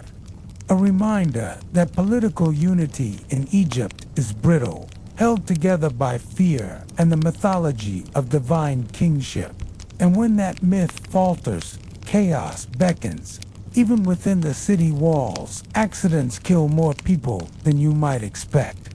Collapsing scaffolds on temple construction sites, burying workers alive under tons of limestone pottery, kilns exploding when apprentices misjudge the temperature, or overloaded carts careening through narrow streets, trampling children and livestock. And there's no insurance, no paramedics, just a swift judgment, a ritual of mourning, and someone else taking your place at the labor camp or the fields like human traffic in a never-ending cycle. Historians still argue whether rural or urban life was more dangerous, pointing to evidence that village folk had higher child mortality from environmental factors, while city dwellers faced more violence and disease. But you don't have the luxury of that debate, you live it. Every scorching sunrise and starless night bringing a new test of your mortality. And through it all, there's the specter of the pharaoh's whims. One day, he proclaims a new religious festival, requiring the entire populace to take to the streets in grand processions, carrying heavy statues and offering vast quantities of food. And if you falter, you risk execution for sacrilege. The next, he channels sons of high nobles to practice chariot warfare in the fields you need for planting, sending plow oxen to the capital and leaving your community at risk of famine. All because power in this world is absolute and capricious, wielded from a throne you'll never see, held by someone who is more God than man in the eyes of their subjects. And if you slip in your reverence or fail to chant the correct morning hymn, the consequences are never merely spiritual. They coagulate quickly into real, bleeding misery. So yes, danger here wears many masks, beasts, elements, enemies, and gods, and it stalks you daily, not as a dark allegory, but as a living, breathing reality that forces you to remain perpetually vigilant, to cling to talismans and prayers like life rafts, to move with caution and humility as though every step might be your last. Because in a land where the horizon shimmers with heat and the dust whispers of dead empires, survival depends on respecting forces you can neither see nor fully understand. And no matter how hard you fight, how many spells you memorize, or how steadily you tread, ultimately, you re at the mercy of tides both aquatic and divine end there. It's no home insurance policy that covers being trampled by a hippo or buried in a sandstorm. No hospital wing staffed by temples willing to treat plague victims at full price. And no judge to plead your case when a cobra's fang pierces your ankle and you can afford the skilled healer's fee. So you learn to live lightly, to accept that death is the ever-present shadow to every breath, that even laughter here is tinged with fear, and that in ancient Egypt, to last a day feels like an achievement. To survive a lifetime requires divine favor, relentless caution, and an acceptance that you would never truly last here on your own. You'd think that in a civilization so fixated on death, so obsessed with mummification, tombs, and afterlife rituals, you might at least be granted a proper end when the moment finally comes. But death in ancient Egypt is no serene curtain call. It's a logistical nightmare soaked in symbolism, social hierarchy, and a deeply transactional relationship with the gods, where even in death, your status, wealth, and religious knowledge determine whether you rot in the sand or ascend to eternal life. And so, as your body cools and stiffens in a modest mud brick home, the panic doesn't set in for you. It's your family who immediately jumps into action. Because every minute counts, every moment wasted risks spiritual peril. And if they can't afford a priest or proper embalming tools, your soul might drift endlessly, caught between worlds, or worse, be devoured by Amit the Soul Eater in the Hall of Judgment. And your relatives know this, so they scramble to gather what little coin and offerings they can, maybe some onions, a bit of beer, a token amulet, if they can find one, because mummification, even at the most basic level, is an expensive and laborious process that doesn't start with magic, but with gutting. Literally, as your body is sliced open and internal organs are pulled out and placed into canopic jars, each topped with a lid shaped like a god's head falcon, jackal, baboon, or human each, guarding liver, lungs, stomach, and intestines. And though the brain is often discarded, shoved out through the nose like unwanted stuffing, the heart is handled with care, believed to be the seat of your soul, and weighed against the feather of Ma'at in the afterlife. And this whole gory ballet unfolds in a perfumed tent near the Nile, where natron, ancient desiccant, is packed around your body for 40 days, absorbing every trace of moisture. And during this period, no one dares to speak ill of you, because your spirit is believed to hover nearby, listening, watching, judging, and a wrong word might anger it enough to cause spiritual backlash. And while the elite get the full deluxe treatment, resin-coated wrappings, gold leaf, carved sarcophagi, and tombs filled with food, shapty figurines, and even pets, you, a humble villager, are lucky if your body is wrapped in linen scraps and buried with a clay pot and a carved scarab.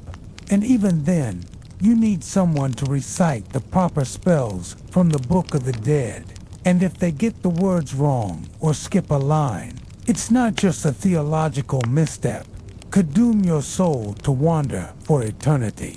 Or worse, be trapped in Duat, the shadowy netherworld filled with rivers of fire, upside-down trees, and serpent demons who hiss your true name. And though historians still argue whether the average Egyptian truly believed in such literal horrors, or if these images were symbolic devices used by priests to consolidate authority, the sheer number of funerary texts, tomb wall illustrations, and amulets buried with the dead suggest that this wasn't just religious theater. It was deeply felt. Fear, a real concern that the afterlife wasn't automatic but earned through devotion, memorized rituals, and carefully orchestrated funerals.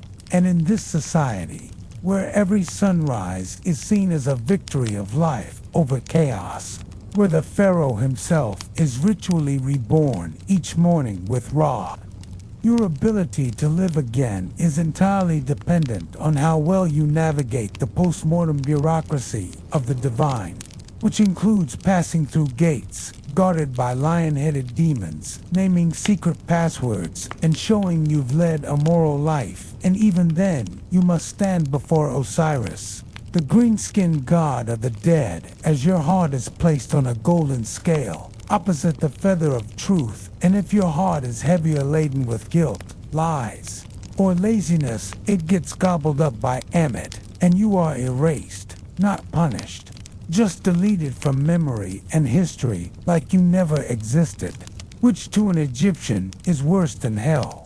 And so during your life, you've tried to hedge your bets, maybe donating a little extra to the temple, reciting purification chants, offering a bowl of milk to a stray cat believed to be sacred to Bastard Just, in case the gods are keeping score. And now, as your body is finally prepared for burial, your family performs the opening of the mouth ceremony, where a priest touches a special blade to your lips, eyes, and ears, symbolically reawakening your senses so you can eat, speak, and hear in the afterlife. And then your wrapped form is carried often on a rickety wooden board to the necropolis, that city of the dead carved into cliffs or built across desert plains, where rows of tombs bake in the sun like mute sentinels of lost ambition. And depending on your means, you might be laid in a communal pit with a dozen other souls, each loosely wrapped and cradled in dry sand, or entombed in a tiny shaft grave with a single inscription scratched into the wall, your name spelled in hieroglyphs that even now start to fade, because permanence is an illusion here. And even the grandest tombs, pyramids, mastabas, painted burial chambers, subject to looters, erosion, and the march of time. And everyone knows this, which is why the wealthiest commission decoy tombs, cursed inscriptions, and traps designed to impale or entomb would-be grave robbers.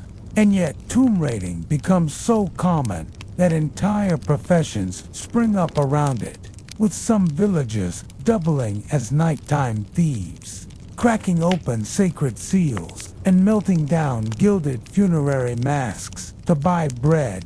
And the priests, caught between piety and poverty, often look the other way, especially during times of famine or political chaos. And in response, some families opt for hidden graves, unmarked plots in unassuming corners of the desert, hoping anonymity will protect what gold and prayers cannot. And you, now wrapped and buried, are dependent entirely on memory, on someone among the living to speak your name aloud, to make offerings, to keep your legacy alive, because in Egyptian belief, to be forgotten is to die a second, deeper death. And so your children carve your name into their doorway. Your spouse offers beer at your humble shrine, and your neighbors maybe tell a story or two about your kindness or courage. And for now, that's enough to keep your spirit afloat, drifting across the field of reeds, where the afterlife mirrors the Nile fertile, golden, eternal land. You imagine yourself walking among lilies, plucking dates from heavenly trees, free from hunger, heat, and pain. And yet you still carry with you the weight of earthly rituals, because even in paradise, you are expected to labor, to tend fields, which is why your burial included chaptersos, tiny carved figures who, if properly enchanted, will work in your place, answering on your behalf when the gods call your name. and it all sounds beautiful, poetic, full of purpose. But deep down, a part of you wonders, what if one spell was mispronounced? What if your heart really was too heavy? What if no one remembers you in a generation or two? Because in ancient Egypt, your life after death isn't guaranteed by faith, but managed like a spiritual estate. And if you fumble the paperwork, if you miss a payment or forget a charm, you don't get a second chance. You just fade, and even the gods might not notice. In modern life, when someone talks about the afterlife, it's usually in vague terms: clouds, peace, maybe a vague judgment. But in ancient Egypt, the afterlife wasn't just a belief system or comforting hope. It was an intricate, bureaucratic, ritual-heavy continuation of your earthly existence that demanded just as much attention, if not more, than your actual life. And from the moment you took your first breath, your family, and later you yourself, were expected to prepare for your death, as if it were your final and most important journey. Because this wasn't some passive transcendence. It was a meticulous test, a perilous voyage through the Duata, shadowy underworld, filled with gates, guardians, riddles, and literal monsters that you could not survive by accident or charm alone, but only with painstaking preparation, sacred knowledge, and spiritual discipline.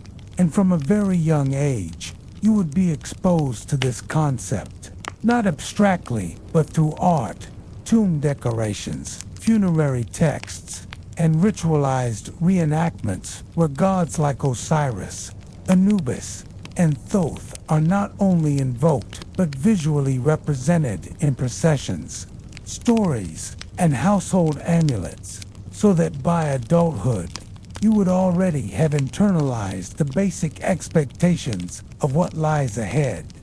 That when you die, you are not at rest, not yet, but awakened into a parallel realm where judgment awaits. And not just one judgment, but dozens, with layers of scrutiny more complex than any legal system. First, you must pass through a series of gates guarded by ferocious beings who ask you to recite the names of their gatekeepers. And you better get them right, because ignorance is punished by being turned back, or worse, devoured. And once you make it through those, you're guided hopefully by Anubis, jackal-headed god of the dead, to the Hall of Mat, where your soul will face the ultimate test, the weighing of the heart. And here, your heart is placed on one side of a golden scale, while a feather representing Mat, the principle of truth and cosmic order, is placed on the other. And if your heart is heavier, if it's bloated with sin, lies, cruelty, it's not given a second chance. It's not rehabilitated. It's eaten by Emmet, the devourer, a fearsome hybrid beast with the head of a crocodile, the body of a lion, and the hindquarters of a hippopotamus. And your soul is destroyed forever, consigned to oblivion, which is worse than punishment because it means you are forgotten, erased, unmade. And so, to avoid that fate, you must have prepared diligently while alive. You must have lived a moral life as defined by the gods, spoken the truth, avoided sins both obvious and obscure, and ensured that your body, your tomb, your name, and your spells were all in order. And that's where the Book of the Dead comes in. Not one book, but a customizable scroll of spells, passwords, and prayers meant to equip you for this afterlife trek. And if you were wealthy, you'd commission a scribe to tailor it to your name, your life, your tomb, often adding personalized illustrations to help reinforce the spiritual intent. And if you were poor, you'd hope to memorize the spells from public recitations or temple teachings. Because there's no shortcut, you must have this knowledge embedded in your soul, ready to recite. And it's not just rote learning. You must mean it, feel it, believe it, And that's only half the battle, because even if you passed away and your soul is declared true of voice, you still don't get to lounge in eternal bliss immediately.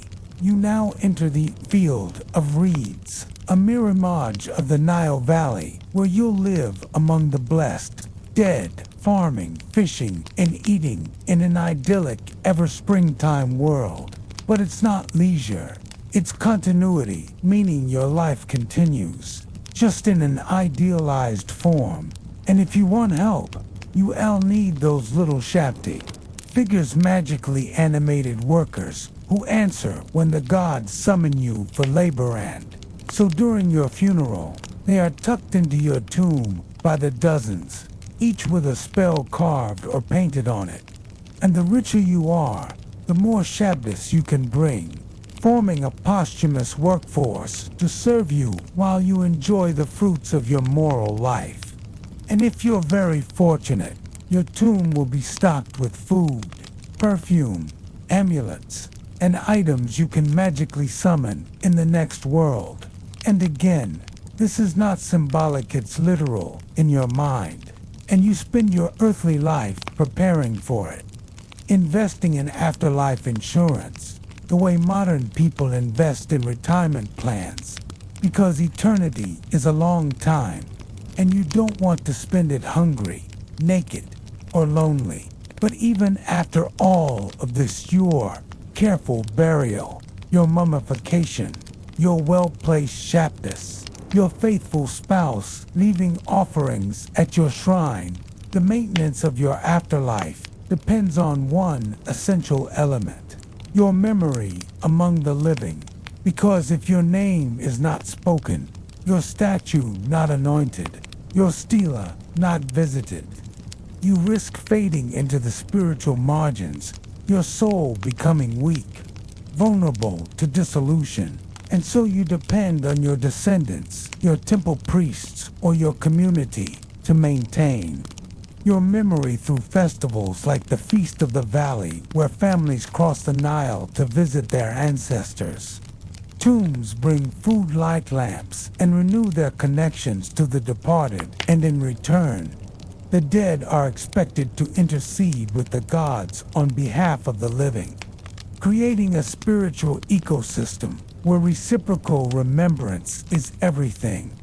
And should your tomb be desecrated, vooders smash your sarcophagus. If your body is burned or left exposed, you're not just physically destroyed.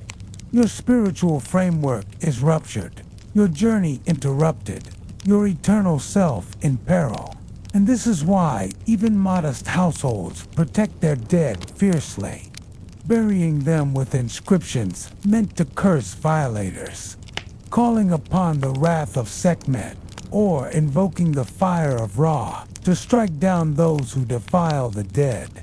Because in Egypt, the dead are not gone. They are participants in a cosmic balance, citizens of a parallel dimension, and any harm done to them is seen as sacrilege, a crime against Mat herself. And the fear of tomb robbing isn't just about theft, it's about cosmic destabilization, a literal unraveling of the sacred order. And this belief permeates every layer of society, from the pharaoh who builds pyramid complexes, guarded by spells and soldiers, to the farmer who buries his wife in a corner of his land, marked by a single stela, and prays daily to keep her memory strong. Ultimately, the afterlife isn't about comfort. It's about continuity, integrity, and truth. And it reflects the deepest values of Egyptian culture: order over chaos, memory over oblivion, ritual over randomness. And this means that you, stepping into ancient Egypt from your modern perspective, would be entirely unprepared for the sheer intensity of the afterlife process, not just emotionally or spiritually, but practically, because you wouldn't know the names of the 42 assessors who judge each of your moral claims. I have not stolen, I have not slain, I have not caused suffering. And without these negative confessions, without a heart purified through both action and articulation. You'd fail the trial before you even reached the field of reeds, and no amount of modern good intentions would save you your life. Your death, your eternal fate, all depend on immersion in this system from birth to death. A system where the lines between religion, law, and daily life are inseparable. Where to live ethically is to prepare for a death that isn't an end, but a grand beginning. And if that overwhelms you, if it seems impossibly intense and alien, that's because it is. And that's why you, a modern person stripped of your context, your knowledge, and your cultural fluency, would not only struggle in life, here you would fail utterly in death. And worse, you might never even know what you did wrong. You might think that after such a dramatic and spiritually taxing view of the afterlife, daily religion in ancient Egypt would feel equally intense or overwhelming, but in truth, religion isn't a once-in-a-while or distant part of your life. Here, it's the very air you breathe, the silent choreography behind every action you take. Because unlike the modern distinction between the sacred and the secular, ancient Egyptians live in a fully integrated worldview, where gods are not faraway beings to be worshipped from a distance, but immediate, omnipresent forces who inhabit rivers, sky, household doors, and even cooking fires. And you, whether you're a farmer, a scribe, or a servant, are expected not only to know the names of dozens of deities, but also how to act around them, when to speak, what to offer, what gesture to make when you pass a shrine. And if you think this sounds exhausting, it's because it is. But it's also second nature to those raised in this world. So when the sun rises and you glimpse its rays hitting the Nile, you not just noticing Lichu, re-witnessing Ras rebirth after his nightly battle with chaos. And you may quietly whisper a thank you under your breath, just as when you grind grain, you might nod toward Renenutet, the cobra goddess of the harvest, hoping she grants favor to your effort. And your home, even if small, likely has at least one shelf, alcove, or ledge devoted to household gods like Base or Toret. Little clay figures smeared with oil or soot where family members leave scraps of food, light incense, or mutter petitions for fertility, protection, or relief from illness. And if your child is sick, you don't simply wait or call a healer. You take the child to a priest who may perform a ritual involving sacred water, recitations from temple scrolls, or the use of amulets inscribed with protective spells. And none of this is considered superstition or optional lits, the way the world works, because the gods aren't abstract ideals. They are active agents in everything, from the rising floodwaters to the outcome of your court case. And if your granary collapses, or your cow gives birth to a stillborn calf, you don't just chalk it up to bad luck. You suspect divine disfavor, perhaps a broken taboo, or forgotten offering. And this divine sensitivity isn't just personal, it's also communal. So temples aren't merely religious sites, but civic hubs, banks, granaries, schools, and power centers all in one, with the largest ones, like Karnak or Luxor, functioning as cities within cities, staffed by thousands of priests, guards, administrators, scribes, and laborers, all serving the god not as a metaphor, but as a living being, a statue fed, bathed, and clothed in strict daily rituals that mimic the care of a royal guest. And you can't just stroll into a temple sanctuary. Either it's restricted to the pure, and purity here is not just moral, but physical. You must be ritually cleansed sexually, abstinent, and properly shaved, to even enter some of these sacred spaces, and the god's statue is hidden behind layers of architectural screens and walls to preserve its sanctity, only to be revealed in certain festivals like Opet or the beautiful Feast of the Valley, when the divine image is paraded through the streets or floated down the Nile in ceremonial boats. And on those rare days, the joy is palpably, and everyone else flood the avenues to see the god with your own eyes, to shout.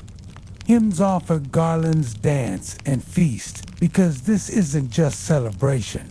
It's participation in divine order, and through your presence, the boundary between mortal and God dissolves briefly, recharging the spiritual health of the entire land. And even if you live far from these major events, you still experience religion daily in your tasks, your fears, your language, because blessings, invocations, and curses are part of everyday speech, and names themselves often carry theophoric elements. Omenhotep, meaning Amen is satisfied, or Tutankhamun, meaning living image of Amen. And so even in how you address your children or write a letter, you're invoking divinity. And it's not just the big gods like Isis, Osiris, or Horus that matter. There are countless local and specialized deities.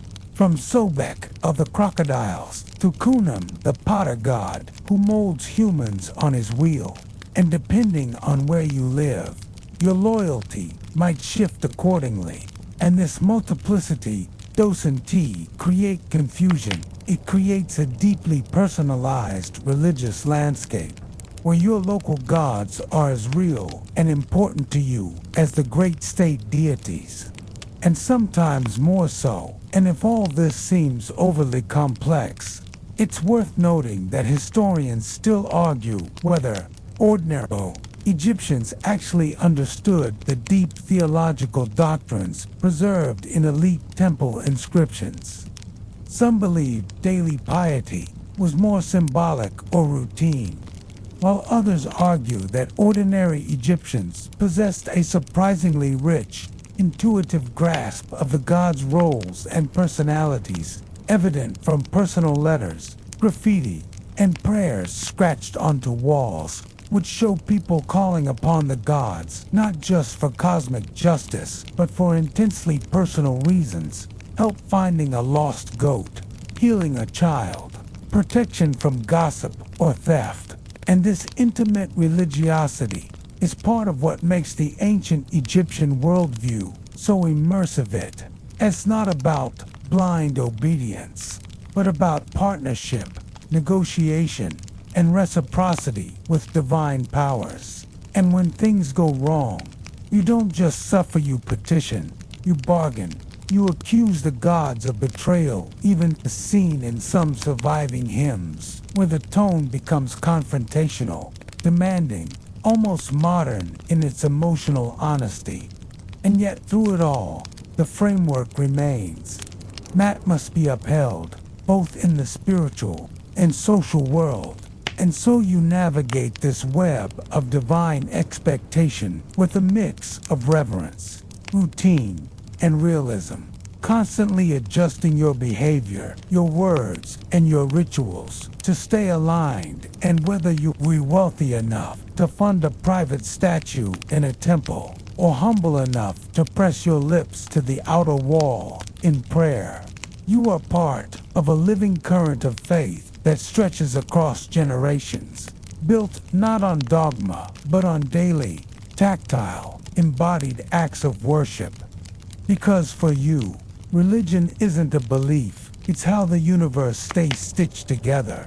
And if you forget that, or act against it, the consequences aren't just spiritual, they are existential, political, and natural. And so even in your dreams, your doubts, your daily meals, the gods are there, listening, judging, and if you're lucky, blessing your journey forward.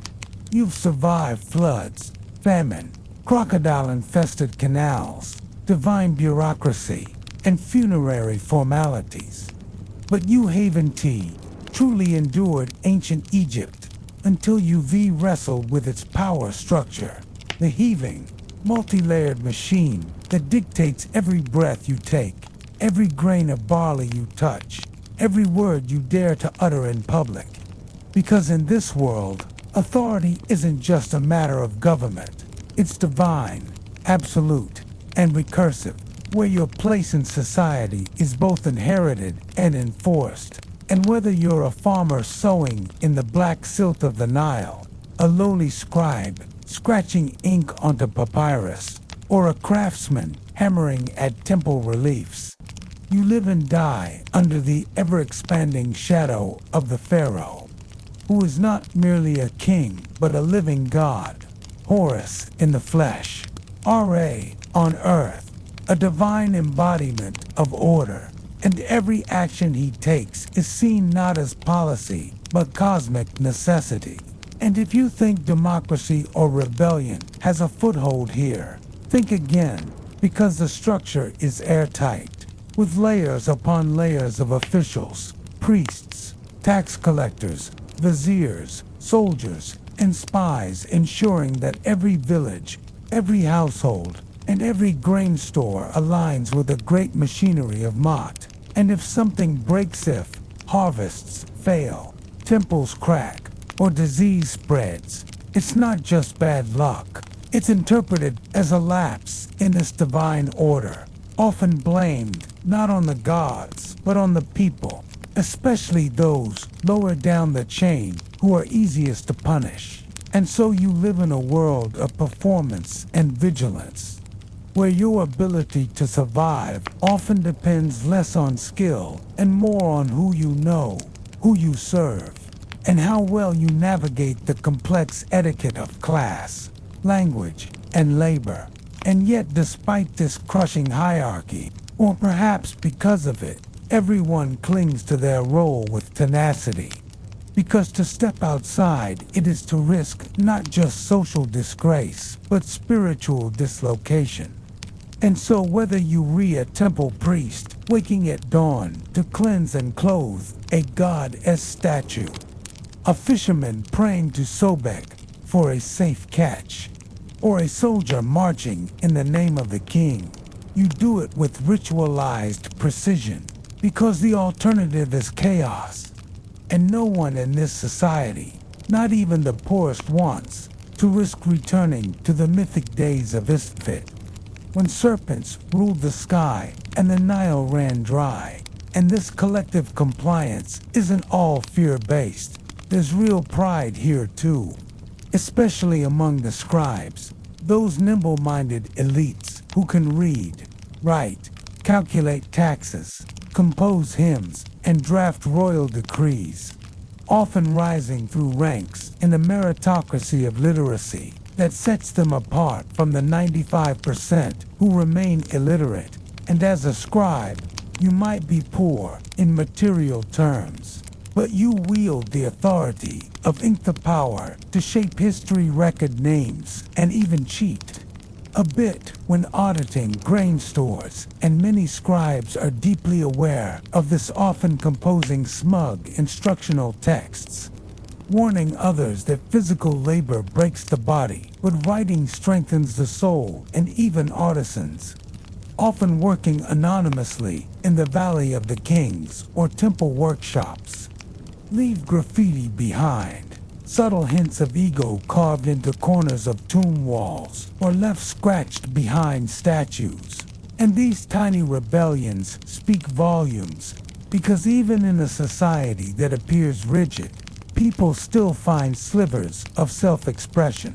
And yet, for the vast majority, including perhaps you, the day-to-day reality is one of toil, tithes, and taxes. And yes, taxes, because while pyramids may dazzle and temples inspire awe, they're funded by relentless taxation in the form of grain, labor, livestock, and personal time.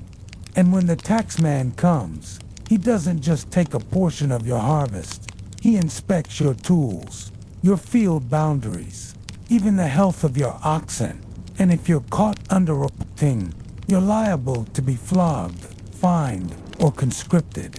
And if you protest, who listens? The village headman appointed by the state owes his loyalty upward, not to you. And this top-down pressure builds across seasons, especially in bad flood years, when there's little to give, but much still demanded. And so you learn to be strategic, to hide grain in clay jars under floorboards, to underplant the edge rows of your field so it looks less fertile, to feign illness on census day all, in the quiet hope of slipping beneath the radar of a system that doesn't care about your survival, only your contribution. And yet, despite this squeeze, most Egyptians don't see their leaders as villains, because power is so seamlessly wrapped in divinity that questioning it feels like questioning the sun or the flooding absurdity.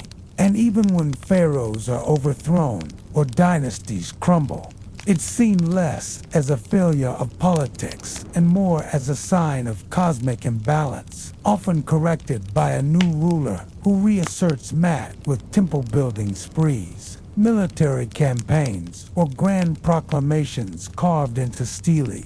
And speaking of military campaigns, if you're a man in your youth, there's always the looming possibility of conscription.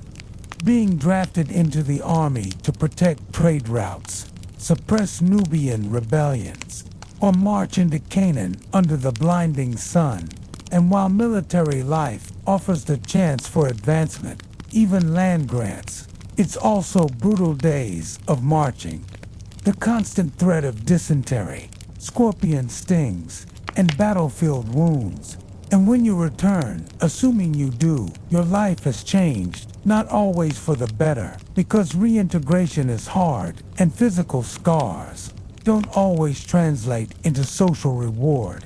And for women, the structure is both restrictive and unexpectedly flexible. While most public roles are male-dominated, women can own land, run businesses, serve as priestesses, and even wield royal power in exceptional cases, with figures like Hatshepsut or Nefertiti bending the rules of kingship itself. Though historians still argue whether such figures were accepted anomalies or controversial power grabs. And meanwhile, in domestic life, women often control household budgets, inheritance, and even initiate divorce, suggesting that within private spaces, the power dynamics are far more nuanced than official records. Admit in all of this, the labor, the law, the loyalty comes back to one thing: the eternal balancing act between structure and survival, and somehow you make it work. Because the alternative isn't freedom, it's fragmentation. And in your heart, as in the hearts of millions who came before and after, you believe, perhaps sincerely, perhaps because you must, that your place in the grand scheme matters, that your brick in the temple wall, your name inked on a shard of pottery, your whispered prayer to a household god, all echo upward into the cosmic machinery, helping to turn the sun, flood the Nile, and keep chaos at bay. And in that belief, there is both power and peace. So now, after walking through the dust of ancient roads, tasting the barley and beer, feeling the press of sun-baked limestone under your bare feet, and the cold sting of Nile water at dawn, you can finally rest not just in body, but in that part of your mind still buzzing with the echo of reed flutes, market chatter, and distant temple drums. Because the world you've just emerged from wasn't simply a place and time, but a totality, a way of living where nothing was wasted, forgotten, or taken lightly, where every bead worn, every amulet tucked into linen folds, every footprint in the sand meant something.